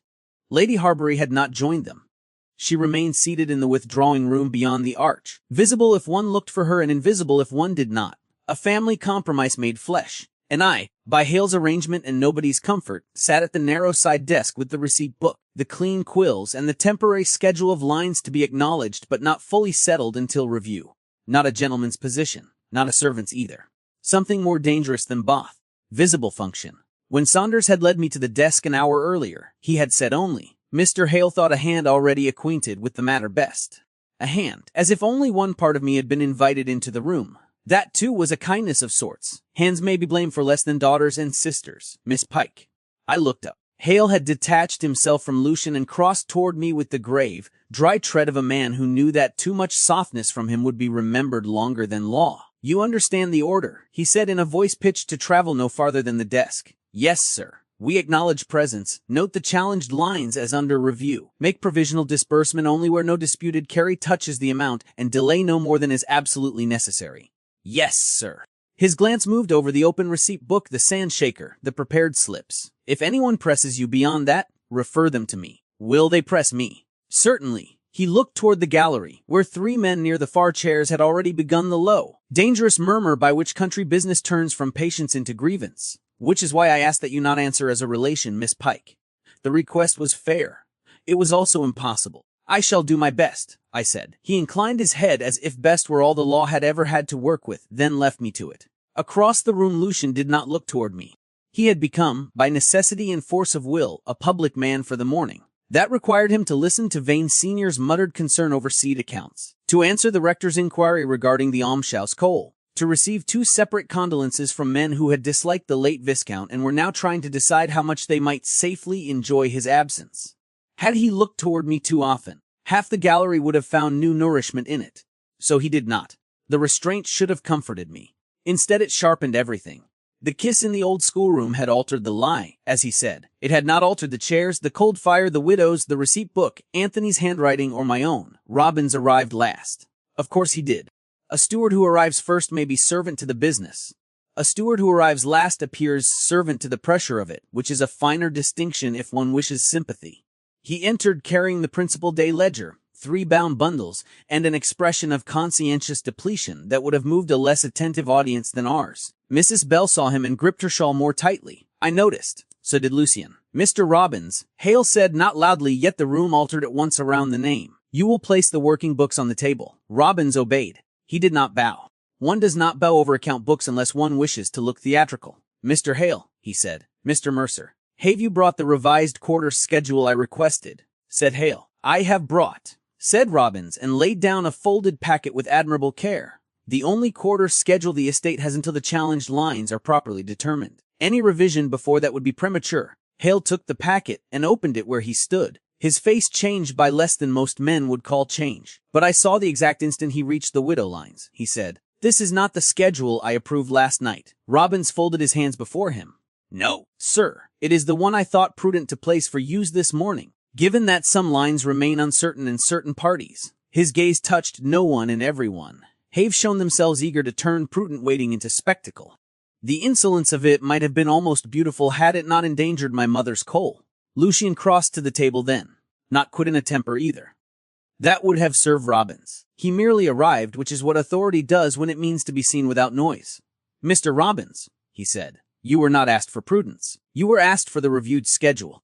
Robbins's expression remained all injured duty. "Sir, if one pays in full where doubt exists and the figures later prove corrupt, the estate compounds error with haste. If one pays too little, that may be corrected quietly at the next turn." Quietly. Mrs. Bell, near the fire, lowered her eyes. She had heard. Women who live near the edge of accounts become experts in hearing words not intended for them. Lucian said, "And in the meanwhile who eats the correction?" No one in the room moved. Robbins' mouth altered by a degree. "Beg your pardon, sir. You heard me." The steward spread one hand very slightly over the books. "I think, sir, we must guard against letting sentiment govern figures." The sentence did what it had been designed to do. It made widows and dependent women into sentiment and columns into truth. It made a gentleman's cruelty sound managerial. I heard the vain son shift his weight against his chair. I heard one of the wives near the far wall draw a breath she did not let out. I heard my own pulse, absurdly, in my ears. Hale said, "We are not discussing sentiment. We are discussing whether instructions were obeyed." Robbins turned toward him with the utmost respect. "And I am saying, sir, that obedience to one set of instructions may produce disobedience to the estate's longer interests if those instructions are shaped by incomplete understanding of the practical books." The practical books. A dangerous phrase in a room full of practical people, and those who had too often been injured by them. Lucian's hand came down on the table edge, not striking, claiming steadiness where Robbins meant to breed drift. "The practical books," he said, "have been used to place widows, tenant relief, and family annuities under selective delay." Robbins's gaze sharpened. That is a grave allegation to speak before assembled tenants. It would be graver, said Lucian, to continue the practice under their eyes and call it prudence. The room had gone beyond silence now. It had entered that worst state in which every person present is hearing not only the words said, but the ones that may logically follow them. Scandal is often born there, not in what is spoken, but in what everyone suddenly realizes may be speakable by noon.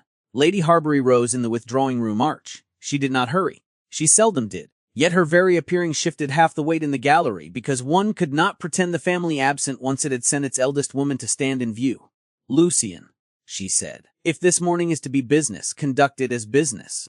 If it is to be theater, spare the women and let the audience go home." The rebuke struck more than one target. Lucian knew it. So did I. He turned toward her. "It will be business, my lady, which is precisely why the wrong schedule will not be used." "Wrong," she repeated, and there was steel enough in the one word to furnish a regiment. "That depends who has begun altering terms after dark." No one looked at me. The mercy of that almost undid me more than exposure would have done. Hale stepped in before the room could decide which family fracture it preferred to watch first. "My lady, as acting legal advisor in the matter, I must insist the challenged lines be treated under the review schedule prepared last night." Lady Harbury's eyes moved to him. "Insist, insist." A lesser woman might have yielded more obviously. Lady Harbury chose the superior method. She remained perfectly still until yielding looked like judgment. "Very well," she said at last. "Then let us stop saying challenge and review as though the house were a schoolroom. People have come for what is due. Give them what can be given without making tomorrow worse than today." It was the nearest she would come to public concession. Lucian understood and took it. "So it shall be," he said. He held out his hand to Hale, who passed him the proper schedule. Lucian did not keep it. He crossed the few steps to my side desk and laid it there before me in full view of the gallery. "Miss Pike will record against this one," he said. The entire room saw it. My usefulness, once more, became visible and therefore indecent. If I had looked up then, I should have met 20 different interpretations at once: a gratitude from the widows, calculation from Robbins, displeasure from Lady Harbury, curiosity from the tenants, and something harder from the county men near the far wall, who had just understood that a woman not the housekeeper and not the steward's clerk was being trusted with the estate's temporary reckoning. So I did not look up. I opened the schedule, set my hand to the quill, and said, because steadiness was the only dignity left immediately available to me, "Who is called first?" Saunders, who until then had seemed no more than furniture endowed with impeccable gloves, answered from the door with the voice of judgment read at proper volume. "Mrs. Bell." The widow by the fire rose. Her shawl had slipped a little at one shoulder. She put it right with fingers stiff from old work and older cold, then came forward between the chairs in a path so narrow it felt to me like a measure laid across the whole morning. Her shoes were clean but badly soled. I saw that before I saw anything else. A person who is used to want notices shoes instinctively. She stopped before the table and curtsied to Lady Harbury first, to Lucian next, and to no one else. "Sensible woman. Mrs. Bell," said Lucian, and his voice, public now, had none of yesterday's private heat in it. "Your winter fuel allowance and widow relief stand entered under temporary review due to discrepancies in the quarter carry. You are not to suffer by that review. Mr. Hale has directed provisional disbursement in full until the corrected books are completed." Robbins moved then. Only slightly, only enough to place one folded slip nearer the table edge. But I saw it, the old amount reduced, prepared in advance. He had expected to use it before the room could be turned. Hale saw the movement a beat later. Lucian saw it the same instant I did. Mrs. Bell, poor creature, had already fixed her eyes on the folded slip, because paper placed near money is as powerful a signal to the poor as drums are to soldiers. If Lucian stopped the thing publicly now, the room would know at once that the wrong amounts had been laid out for widows before the first name was even called. If he let it pass 1 second longer, Mrs. Bell would take the reduced line into her hand and carry the estate's cruelty as if it had been law. The quill in my fingers felt suddenly very light. I looked from the slip to Robbins's hand, from Robbins's hand to Lucian's face, and knew with a clean, cold certainty that quarter day had at last reached the point beyond which decorous delay becomes one more lie.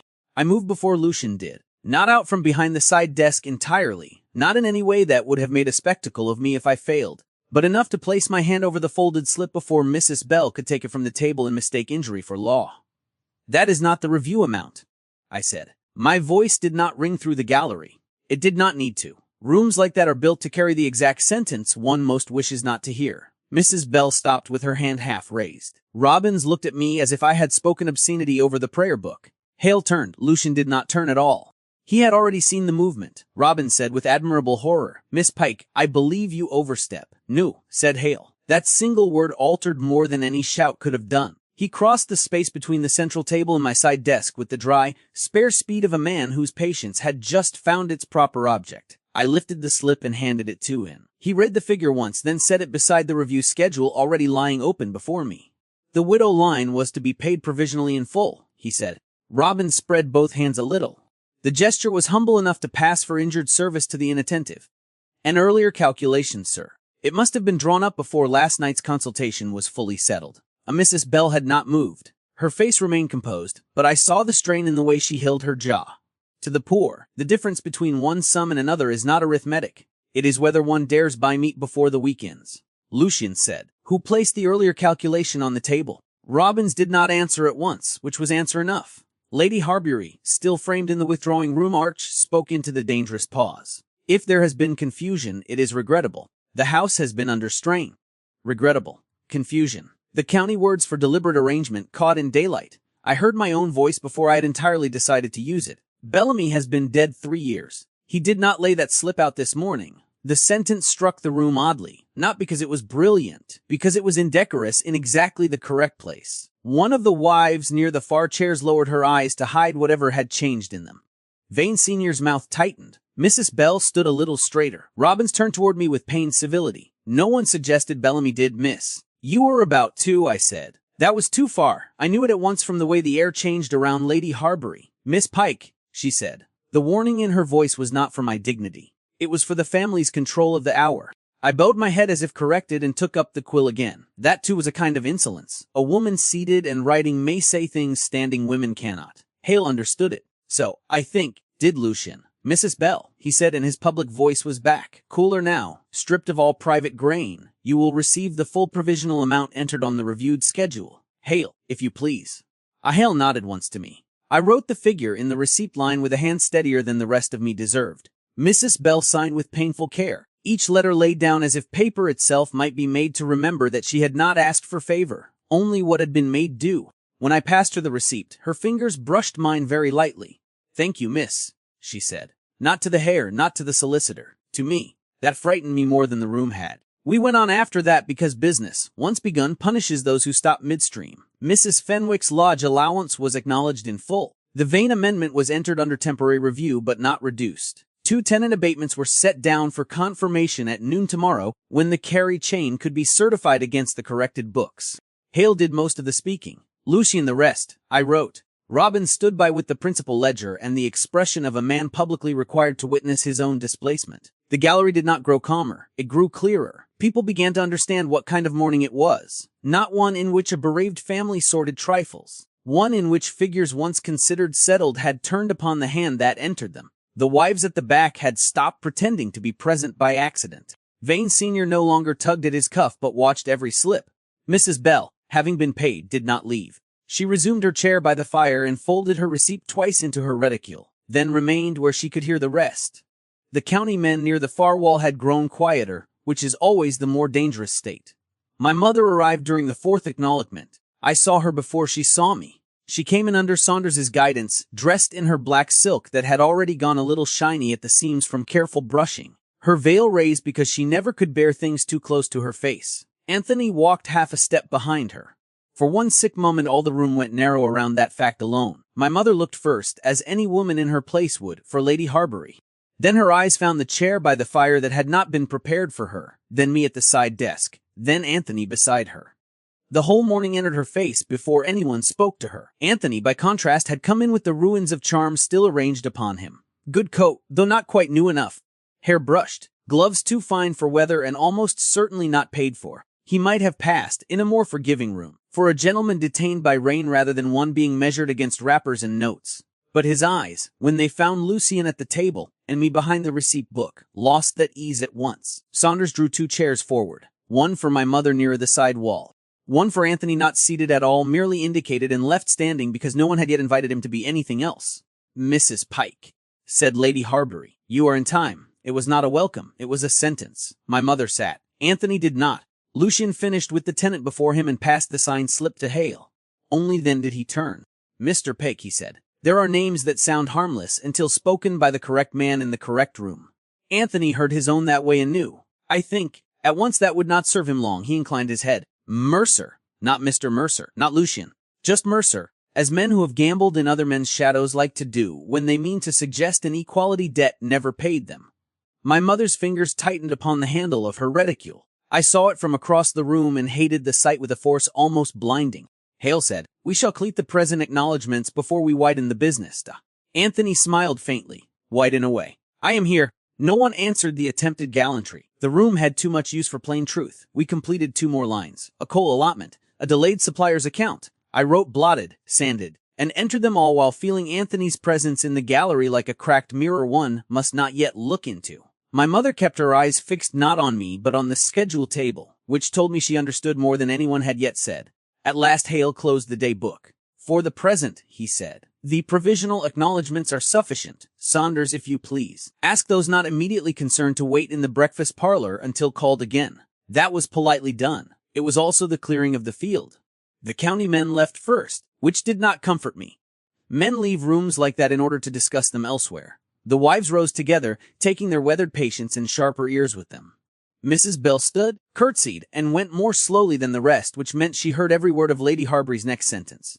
"These has gone far enough in public," she said. Hale answered, "Not nearly." When the last of the outside parties had gone and Saunders had shut the breakfast parlor door at the far end of the gallery, only 7 of us remained: Lady Harbury, Hale, Lucian, Robbins, my mother, Anthony, and I. The chairs suddenly seemed badly placed for all of us. Too formal to be intimate, too intimate to be merely formal.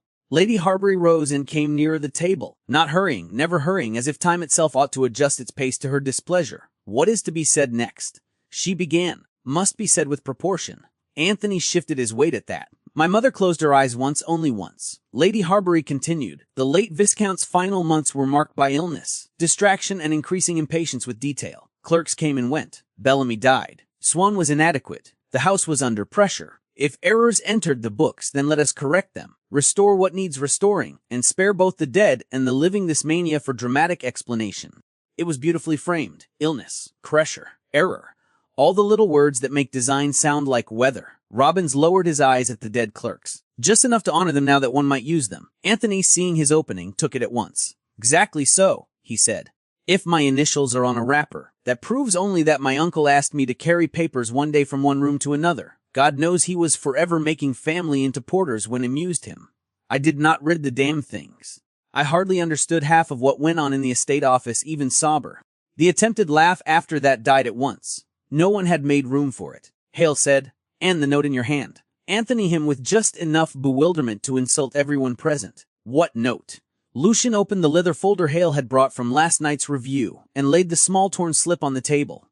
Anthony's face did not change immediately. That was the first true sign of alarm. My brother always went still before he tried to look charming again. He needed the stillness in order to choose which version of himself ought to survive the next minute. At last he said, "Wes," said Hale. Anthony glanced once toward my mother, then away. "It is not exactly a state secret. I was in a beastly pinch this spring and asked my uncle whether he might keep my mother from learning the full ugliness of it until after quarter day.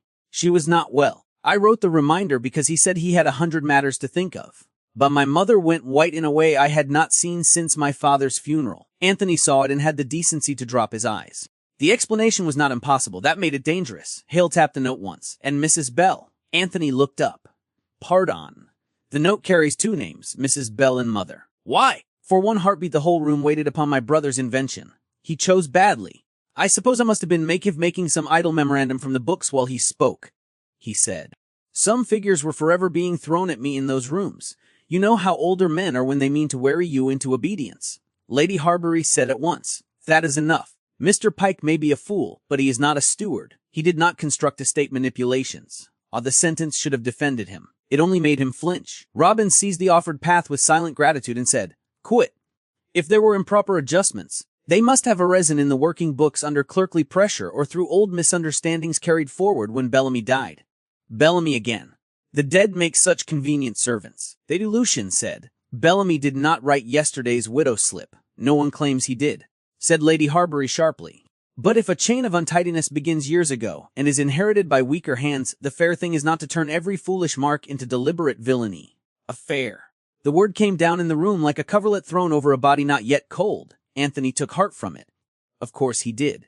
My brother has always mistaken temporary shelter for rescue. I swear to you, he said, and now he looked at me, which was the most cowardly thing he had yet done. I never meant harm to mother, or to any widow in Kent, if we are numbering them now. If my uncle used my hand to carry packets, then I was an ass, not a conspirator.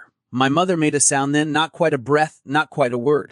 I looked at her and knew with perfect clarity that if Lady Harbury and Robbins were permitted to finish the story in their chosen manner, Bellamy and the weather would take the blame. Anthony would become a handsome fool led by worse men. The late Viscount would be allowed the mercy of illness, and the women whose lines had been shifted under winter fuel and temporary delay would be paid just enough to make quiet seem decent. The mechanism would be corrected, its logic would survive, and I would remain at the side desk with my careful hand and my withheld page, letting the dead and the weak be arranged into something cleaner than the truth. No, the word formed entire before I stood. Every head turned. I did not feel graceful. I felt exact. You will not lay this on Bellamy, I said. Lady Harbury's face hardened at once. Miss Pike. Noba. I stepped away from the side desk and into the center space before anyone could decide to keep me in my lesser position by the furniture alone. If anyone is to speak of what was done in the blue room and the private extracts, it will be I. Anthony stared at me as if I had struck him. Lucian did not move. Hale's eyes, dry and bright under their old lids, sharpened like a pen reset to a better point. And because there was now no path left that did not require the whole of me in it, I reached into my reticule for the page I had carried all morning like contraband and laid it on the table where everyone could see my younger hand waiting there all ready to condemn me. The paper made almost no sound when it struck the table. That was the indecency of it. Years of fear, concealment, hunger, vanity, manipulated widows, delayed annuities, and gentlemanly cowardice, mine included, reduced to one small leaf settling among the books as lightly as dust. My younger hand looked back at me from the page. Copy not fair. Below it ran the copied sequence in clean columns, neat enough to be trusted by anyone with more rank than scrutiny. Widow relief. My mother's annuity. The Vane Amendment. Winter fuel. And, against them, the late Viscount's own smaller corrections, moving one want beneath another until harm might be called temporary and therefore decent. No one spoke. That silence was worse than any outcry because it told me the room had understood at once that the matter had moved beyond Bellamy, beyond weather, beyond the useful stupidity of my brother, and beyond every soft county phrase by which old men excuse one another in drawing rooms. Lady Harbury looked first at the page, then at me. "Where?" she said, and I had never before heard her voice so empty of arrangement. "Did you get that?" "In the blue room," I answered. "From the false lining in the upper press." Anthony made a sound then. Not a word. The sort of sound a man makes when the floor goes from under a version of himself he meant to preserve. Robbins recovered first. Of course he did. "A loose practice copy proves nothing," he said. "Miss Pike herself has now told us she worked fair drafts in that room. One cannot say when this leaf was copied, nor from what source, nor whether it reflects anything finally acted upon. The cowardice of it was almost admirable, not because he lied especially well, but because he lied in the exact key that lets gentlemen mistake evasion for caution." I turned toward him. "It was acted upon." "That is your interpretation." "No," I said. "It is my memory." His face changed very slightly. I had not used that weapon in front of him before. Lady Harbury said, "Miss Pike, you will be careful."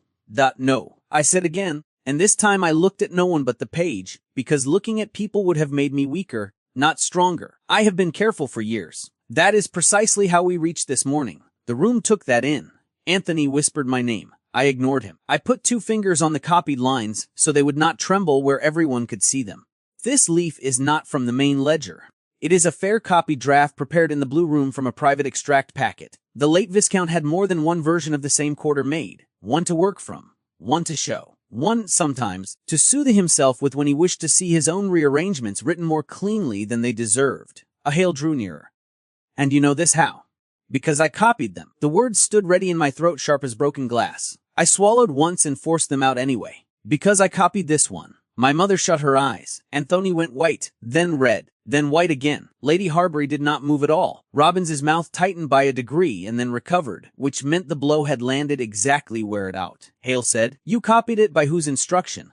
"The late Viscount's." I kept my voice level by brute effort. "He sent for me in the blue room whenever he wanted a clean hand and privacy together. Not official books, never anything he meant openly attributed the estate office. Only extracts, summaries, subscriptions, selective accountings, and any sequence of figures he thought looked better once the blots and steward's marks were removed," Robbins said. "Miss Pike, with respect, you exceed." Lucian spoke over him for the first time that morning. "No, continue." The force of his voice did not lie in volume. It lay in the fact that he had chosen, before witnesses, to place the room under my account and not under Robbins's interruption. That choice carried danger for him. I knew it. So did everyone else. I went on. I copied this leaf because he gave it to me to be made fair. I noticed the lines had been moved. Not the sums only. The order. Widow relief pushed under winter fuel. My mother's annuity placed close beside the vain amendment and then altered again. I marked it. I touched the note, because something in the sequence was wrong enough that I did not trust the fair version. Lady Harbury said, "Then why in God's name did you not bring it to me?" There it was. Not pity, not support. The one question that mattered and from which there was no honorable shelter. "Because I was afraid," I said. No one moved. The sentence had cost more than anything else yet spoken, because it contained no cleverness, no family loyalty dressed as virtue, no excuse made of social helplessness even though helplessness had been real enough. I turned my head and looked at Lady Harbury fully.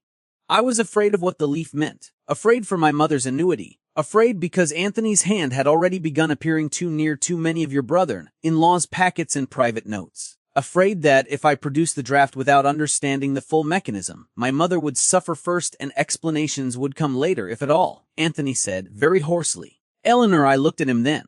No one who has not loved a weak man properly understands how hard it is to speak truth in his hearing. Not because one ceases to see the weakness, because one sees also the child, the same, the charm, the ruin, the foolish hope that still some other version of him may step in at the last and take the blame more nobly than he deserves. You wrote the note, I said. He swallowed. Yes. You carried the wrapper. Did you understand what he was doing? His mouth worked before sound came. Not all of it. I believed him. That was the hardest part, he said. Anthony whispered, and now the county charm was wholly gone from him, leaving only my brother, younger than his years in failure and older than them in shame. He said if certain things were shifted for a week or two, no one would truly feel it, and mother must not be frightened before quarter day, and Vane would sign if he thought the estate more stable than it was, and once Vane signed all the rest could be righted. Hale said, and you accepted that? Anthony turned on him with something like broken fury. I accepted that he held papers of mine enough to bury us all if he wished. What do you think I accepted, sir? I accepted whatever kept mother from knowing how much I had already done wrong. My mother made a sound then, not loud, not elegant. The sound of a woman hearing the last old lie in the room finally give way. I wanted to go to her. I did not. This was the price. Not of cruelty. Of truth spoken in the correct order at last. Anthony looked at me with horror dawning under the shame. You hid this. All this time. For me. The room went so still that even the fire seemed to lower itself to hear. For mother first, I said. For you as well. And because I thought if I could understand it before it was made public, I might prevent the worst of it. Anthony laughed once. But there was no amusement in it. Only the shock of seeing oneself clearly and finding the view shabby. You always did all the work of my sins better than I did. Enough, my mother said. The single word stopped him more completely than any gentleman's authority had that morning. She rose. I had seen my mother brave before. Ill. Frightened, proud past reason. But I had never seen her quite like that, stripped of all the softer household illusions and standing in black silk before the assembled wreckage of us all. Enough, she said again, and now her voice had steadied. If there is filth here, let it be named cleanly. Anthony was a fool. Eleanor was afraid. I was vain enough to prefer not seeing what both of them thought they hid from me. None of that changes what your brother-in-law did, Lady Harbury, nor what Mr. Robbins permitted. That last line struck like a thrown knife. Robbins bowed a fraction. Mrs. Pike, I have permitted nothing but confusion under impossible circumstances. No, I said, and because I had already ruined the possibility of tact, I no longer owed it service. You reconciled the confusion. I took up the second leaf from Hale's folder, the reconciliation note, Robbins's concise hand settling the altered lines into later quiet. I laid it beside the copy page. This is yours. Robbins's face changed at last. Not much. Enough. It is a working note. It is your hand. A steward must often adjust provisional placements before final entry. Between widow relief and winter fuel, he said nothing. I turned to Hale. Here is your chain. The late Viscount's instructions. My fair copy. The wrapper and note in Anthony's hand linking private transport and pressure upon my mother. Mr. Robbins's reconciliation note proving the sums were not accidental omissions but held under other headings. And Bellamy. I said, because I would not leave the dead man carrying what belonged to the living. Did not write yesterday's widow slip. Mr. Robbins placed it this morning after the review schedule had already been settled. Hale looked from one page to the next, then to Robbins. Did you? The steward's answer came too slowly. I placed before the table what I believed prudent until the matter was fully regularized. Fear, I said. No one in the room missed it, Hale. Not Lady Harbury.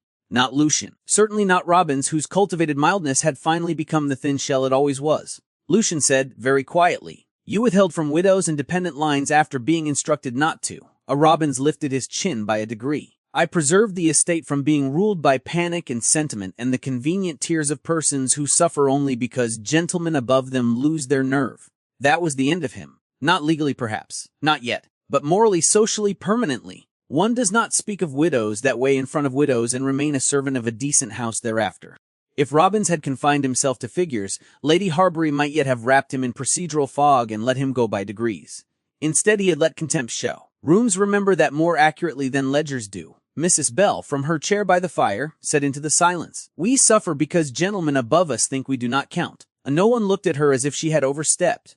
Robbins did not answer. Lady Harbury closed her eyes once. When she opened them, she looked not old exactly, but suddenly tired in a way money cannot quite guard against. Mr. Hale, she said. What is required? Required, not preferable, not containable, not decorous. Hale answered at once, as if he had been waiting all morning for someone in the family to ask the right question. Immediate removal of Mr. Robbins from the books, he said. Provisional validation of all challenged widow-tenant relief, and annuity lines under the corrected schedule. Sealing of the remaining private packets. Written statements this afternoon from Miss Pike and Mr. Pike. Review of any obligations acquired privately by the late Viscount from gentlemen of the county, which may have been used as leverage over estate matters. And, he looked at Lucian then, public acknowledgment, before the assembled parties returned to the gallery, that no delay in the widow and annuity lines arose from clerical confusion alone. Public acknowledgment, there it was. The part respectable houses hate most. Not correction, naming. Lady Harbury's hands tightened once on the back of the chair before her. Must that last be public? Said Hale. Lucian said, It will be. Lady Harbury looked at him. For one beat I thought she might refuse even now, choose the family's mask over the truth and forced him to tear it himself. Instead, she drew one careful breath. Then do it quickly, she said, before the county improves itself with imagination. Anthony sank into the nearest chair as if his bones had been partially removed. My mother remained standing. I could not read her face at all. That frightened me more than tears might have done. Lucian gathered the pages not to hide them, not any longer, but to order them into the sequence by which truth survives men. He did not look at me while he did it. That was wise. If he had, I might have mistaken his steadiness for absolution. It was not that. It was alliance under cost. Hale turned to Saunders. Ask them back in. Saunders inclined his head and went. The gallery beyond had begun to refill even before he reached the door. One could hear chairs being righted, hymns gathered, throats cleared. Small-town patience readying itself for what had now become openly worth hearing. I stood where I was and felt the full measure of what had just been done. Not heroism. Nothing so flattering. I had put my hand into the chain and named it. I had publicly admitted fear, concealment, and use. My brother stood stripped of easy foolishness. My mother's pride had been brought into the same light as widow relief. Lady Harbury had been forced to trade dignity for truth. Robbins was finished. And the county would know before dinner that Willowmere's quarter had not gone wrong by weather. The living cost of it stood in the room with us already. Lucian turned toward the gallery door just as Saunders opened it. And because there was now nothing left to save except what might still be built honestly after the damage, he carried the papers into the waiting room of witnesses. The county came back in quieter than had gone out. That was how one knew the thing had ripened properly, not into peace, into expectation. Chairs were retaken with greater care. Mrs. Bell resumed her place nearest the fire without apology. The vain men stood now rather than sat. The wives kept to the wall, hands folded over reticules and shawls, their faces arranged into that admirable female composure which offends men chiefly, because it listens so well. Lucian stood at the central table with Hale on one side and the corrected schedule before him. He had not altered his coat, his voice, or his posture. Only the room had altered around him, and because it had, his stillness now read not as reserve but as decision. Lady Harbury did not return to the withdrawing room arch. She came forward and took a chair against the wall with my mother beside her. Not together exactly. Not allied. Simply visible in the same line of witness. Anthony remained standing behind them, white-faced and wrecked enough that even the county could not mistake him for a hero of the business. Robbins was no longer by the table. Saunders had stationed him half a room back, near the inner door, in the place servants occupy when they are still physically present and already socially gone. No chains. No public humiliation beyond the correct one. Houses like Willowmere do not drag men out by the collar if they can first destroy them by arrangement. Hale said, You may proceed, Mr. Mercerba. Lucian looked over the gallery once, not theatrically, counting perhaps, measuring who was there to hear and therefore who could later not honestly pretend to have heard otherwise. certain lines in the Willowmer Quarter books, he said, have been found improperly shifted between categories of obligation. Widow relief, fuel allowances, specific tenant abatements, and one family annuity were made subject to delay or reduction in a manner not justified by the actual state of the estate. No one moved. He continued, those alterations did not arise from mere clerical confusion. There it was. Public acknowledgement. Cleanly spoken. No weather. No dead clerk. No vague pressure of illness elevated into excuse. The room took the sentence in with the grave satisfaction of people who have suspected rot and now hear the board named rotten instead of being asked to admire the paint. Lucian said, any person present whose line has been affected will be paid under provisional correction at once and in full where the corrected chain already permits it. Where further written confirmation is needed, Mr. Hale will oversee it by tomorrow noon. No widow, tenant relief case, or dependent allowance previously delayed under the challenge carry will be left to bear the estate's error. Mrs. Bell closed her eyes once, only once. A poor woman's version of a sob, reduced to what public life permits. Vane Sr. asked, does that include the amended lease question? It does, Lucian said. No one here is to be made a temporary cushion for what should never have been arranged as leverage. That last word traveled through the room more sharply than the rest. Leverage. It attached motive where before there had been only irregularity. The younger Vane looked toward Robbins, not at the family. That told me what the tenant world had already decided. Gentlemen above may excuse one another's vices, but a steward who assists them in cold reductions to ordinary households earns a hatred with a different shelf life altogether. Hale stepped forward then and began calling the corrected names. This time the slips came from the proper pile, and each amount matched what the schedule at my desk said it should. Mrs. Bell received hers first. Mrs. Fenwick next, then Vane Sr. and Son together. I wrote each line, took each signature, sanded, folded, and returned each receipt. The work steadied me. Hands once again. A hand may continue where the rest of a person has not yet quite recovered the right to breathe normally. No one thanked Robbins. 2 thanked Hale. 1 thanked Lucian. 3 thanked me. The last of those frightened me most because gratitude, once directed visibly toward a woman in a family room, acquires interpretations much faster than acquires justice. When the corrected disbursements were done and the county parties finally rose to leave, the room broke into several forms of departure at once. The wives were first through the door, which meant they intended to be the first to circulate an account, but not the worst one. Vane Sr. paused before Lucian and said, not loudly, you should have done this sooner. Then, after one breath, but you have done it. That, in county language, was nearly absolution. Mrs. Bell came last. She did not curtsy. She had already been made to do enough of that in one lifetime. She simply stood before my desk with her receipt folded into the same reticule as before and said, your father once made my man wait 3 weeks over a boundary quarrel and called it principle. I did not know why she told me that until she added, you are not your father. Then she left. The room emptied after that more quickly than all morning. One by one the county witnesses were absorbed by corridors, cloaks, carriage steps, weather, and the irresistible spread of narratable truth. By the time Saunders had shut the outer door on the last tenant, only the family and Hale remained. And then the true cost began. My mother sat very straight in the chair Lady Harbury had given her. Too straight. It is one of the many injustices of the world that women trained to economy often spend their pain posture first. Anthony had not moved from behind her. Hale gathered the corrected schedule, the challenged slips, and the recovered leaves into one orderly packet. He tied it with red tape, not blue. I noticed because the color seemed indecent judicial after all that private manipulation. Lady Harbury, he said, I will require the late Viscount's remaining private packets and any correspondence touching purchased obligations by this evening. Lady Harbury inclined her head. You shall have them. And Mr. Robbins, Hale said, turning at last, you will not touch the books again except under direct instruction and witness. Robbins's face had regained a little of its shape now that the county had gone. Men like him recover themselves fastest when ordinary witnesses leave and family shame begins to soften into domestic management. As you wish, sir. No go, said Hale. As I require. A something in the steward's eyes cooled permanently at that. Good, I thought. Let him be properly measured for once. Hale bowed to Lady Harbury, then to my mother, then very slightly to me, which I did not expect and would rather have done without, and withdrew to the library with Saunders carrying the packet. Practical men always know when a room has become no further use to them and great further use to the people trapped inside it. Silence came down.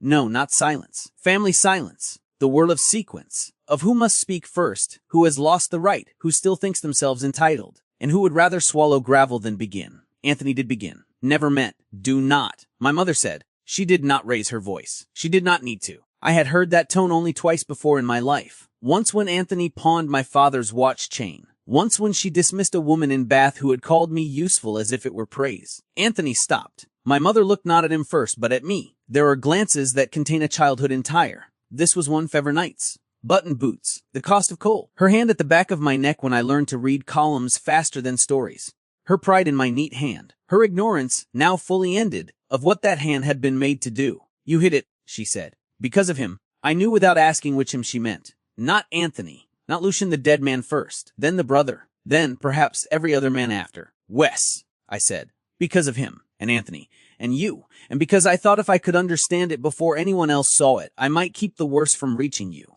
My mother's mouth trembled once. It was the only weakness she allowed herself. The worst reached me, she said. She nodded as if the answer had merely confirmed an entry she had long known must be there. And still I am glad it came from you. That nearly undid me. Anthony made a broken sound. Mother. She rose. He stepped back before she had even reached him, which would have been pitiable had pity been what the room had most need of.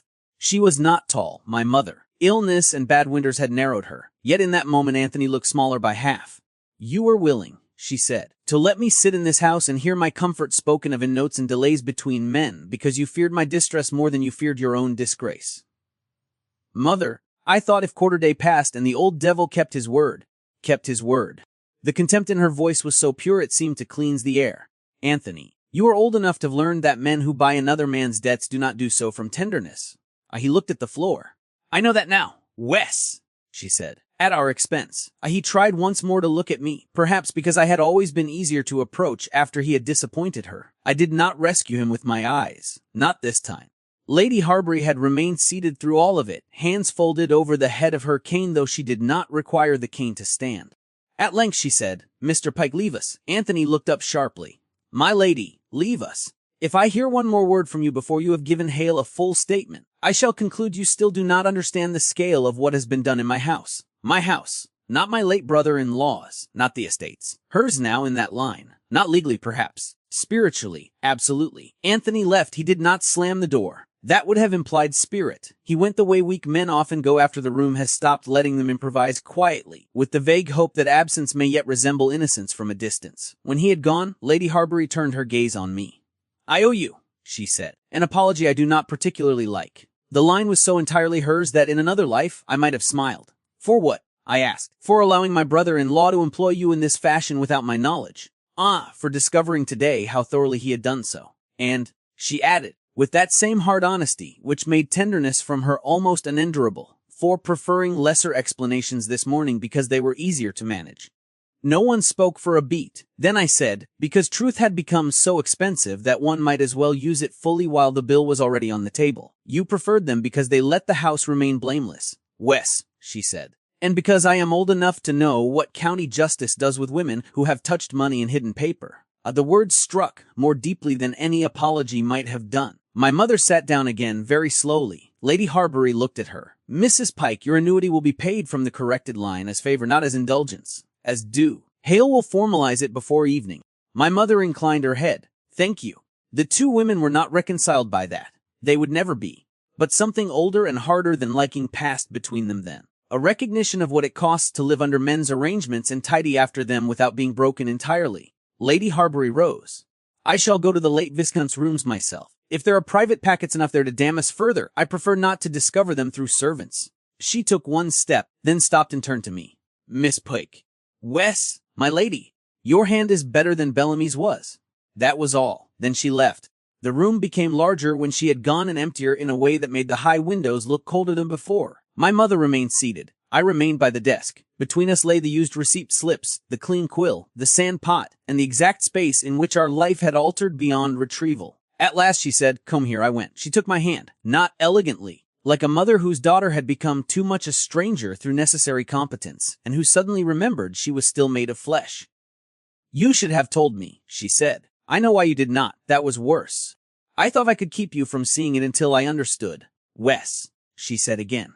"And because you are your father's daughter in one respect after all, you believe if you can name a thing properly, you may perhaps keep it from killing the household." I nearly laughed, nearly wept. Did neither. "Has it worked for him?" I asked. "No." Her fingers tightened around mine. "But it may yet work for you if you stop doing it alone." The line entered me somewhere I could not immediately bear to examine. I kissed her forehead because speech had begun to fail me. When I straightened, Lucian still stood by the central table. He had not spoken during my mother's reckoning. That, more than anything, told me he had understood its nature. Men who interrupt those conversations deserve whatever follows them for the next 20 years. My mother looked at him then. Not kindly, not unkindly, appraisingly, which from her was higher praise than warmth. You left badly, she said. He did not defend himself. Yes, you have returned into worse. I am too tired for anything gentler than this, she said. So I shall ask only once. If my daughter is to stand publicly inside this correction, do not make her do it under a half-promise. He held her gaze. I will not. My mother nodded, which was not blessing, not consent, and not refusal. Merely acknowledgement that the line had been heard and would be remembered later. She released my hand and rose with more steadiness than I felt in my own bones. I should like to go upstairs before the servants rediscover me as an object, she said. I will come with you, I said. No, she touched my cheek once. Stay, finish what you have begun. Then she left me there with him. The room, after all that witness, felt almost indecently private. No chairs between us now. No solicitor. No Lady Harbury. Only the after silence of a house newly forced to account for itself and the rawness of what had been spoken into it. Lucian came to the desk, not quickly, and stopped at the proper distance from it, which was not the proper distance from me. I was glad of the desk. I hated the desk. Well, I said, because one must say something or drown in awareness. Well, he answered. The line should have broken into absurdity. It did not. Too much of the day was still under our skin. The county will feast on this for a fortnight, I said. For long, yes. I looked down at the receipt book. Mrs. Bell thanked me. So she should. That is not the reassuring answer. No, he said. It is the true one. Always now. He had become intolerably expensive in that way. I closed the receipt book and set the quill across it. Anthony will have to leave. My mother will go with him if she thinks Bath offers less humiliation. Will she? I thought of her face, her spine, the way she had told him to stop, the way she had taken my hand. No, I said. Not if leaving looks too much like retreat. He nodded once. Lady Harbury, I asked. She will not forgive easily. Nor should she. No. I looked at him then and saw the fatigue under his steadiness at last. Not weakness. Cost. Hale's papers still to settle. Robin's still to be removed cleanly enough that the books survived him. Private packets yet to be opened. A family line publicly righted and privately broken in places where no law writes remedy. This is not a happy ending, I said. He came one step nearer. No, he said. It is the honest one. For some reason that was the line that finally undid what remained of my careful control. Not into tears. Into something simpler and worse. The ending of resistance to wanting him where all the wanting had already been made too visible for pretense and too costly for safety. What happens now? I asked. He looked at me as if he understood the question in every register at once. The house, the county, my mother, Anthony, the books, us. Now, he said. Hale secures the estate. Robbins is removed. Your mother's line is settled properly. Anthony gives a statement and learns, perhaps too late, that charm is not a system of government. And you? He stopped. And I. You stopped standing alone at the edge of every fire as if that were the only honorable place left to you. The desk between us became absurd. I went around it. I had no speech prepared for that. No graceful acceptance. No little county phrase by which a woman might seem modest while taking the thing she most wanted. I simply stood before him in the ruiner of the morning and said, if this is to be a promise, it will not be the sort that leads me to infer the terms from your silence. It will not, he said. Say it plainly, then. His face changed, not softened, not exactly, but opened where it had so long been guarded into usefulness. I love you, he said. I loved you badly once under fear and control and another man's leverage, and I will not do it that way again. I want you with me in what comes next, not hidden from it, not protected from the truth of it, and not made useful in the shadows while I arrange the daylight without you. The words should have been too much after all the day's ugliness. Instead, they were the first thing in it, not arranged against someone weaker. I said, because honesty had become the only currency left that did not disgust me. I love you too, and I am very angry with you. The ghost of a smile touched his mouth. Yes, and with myself, and with Anthony, and the dead, and the county, and most of this house. Then that will have to do for the beginning, I said. He reached for me then, not like a man rescuing what is already his, but like one asking and knowing the answer is already moving toward him. I gave it freely, tiredly, without innocence, without concealment. When he kissed me this time there was no old schoolroom urgency, no interruption sharpened by new truth, no need to prove the lie altered. Only the full strange steadiness of choosing each other after the ruin had been named and not before. I could still taste dust, ink, and the long day on my own mouth. He could likely taste the same. Good, I thought with sudden fierce satisfaction.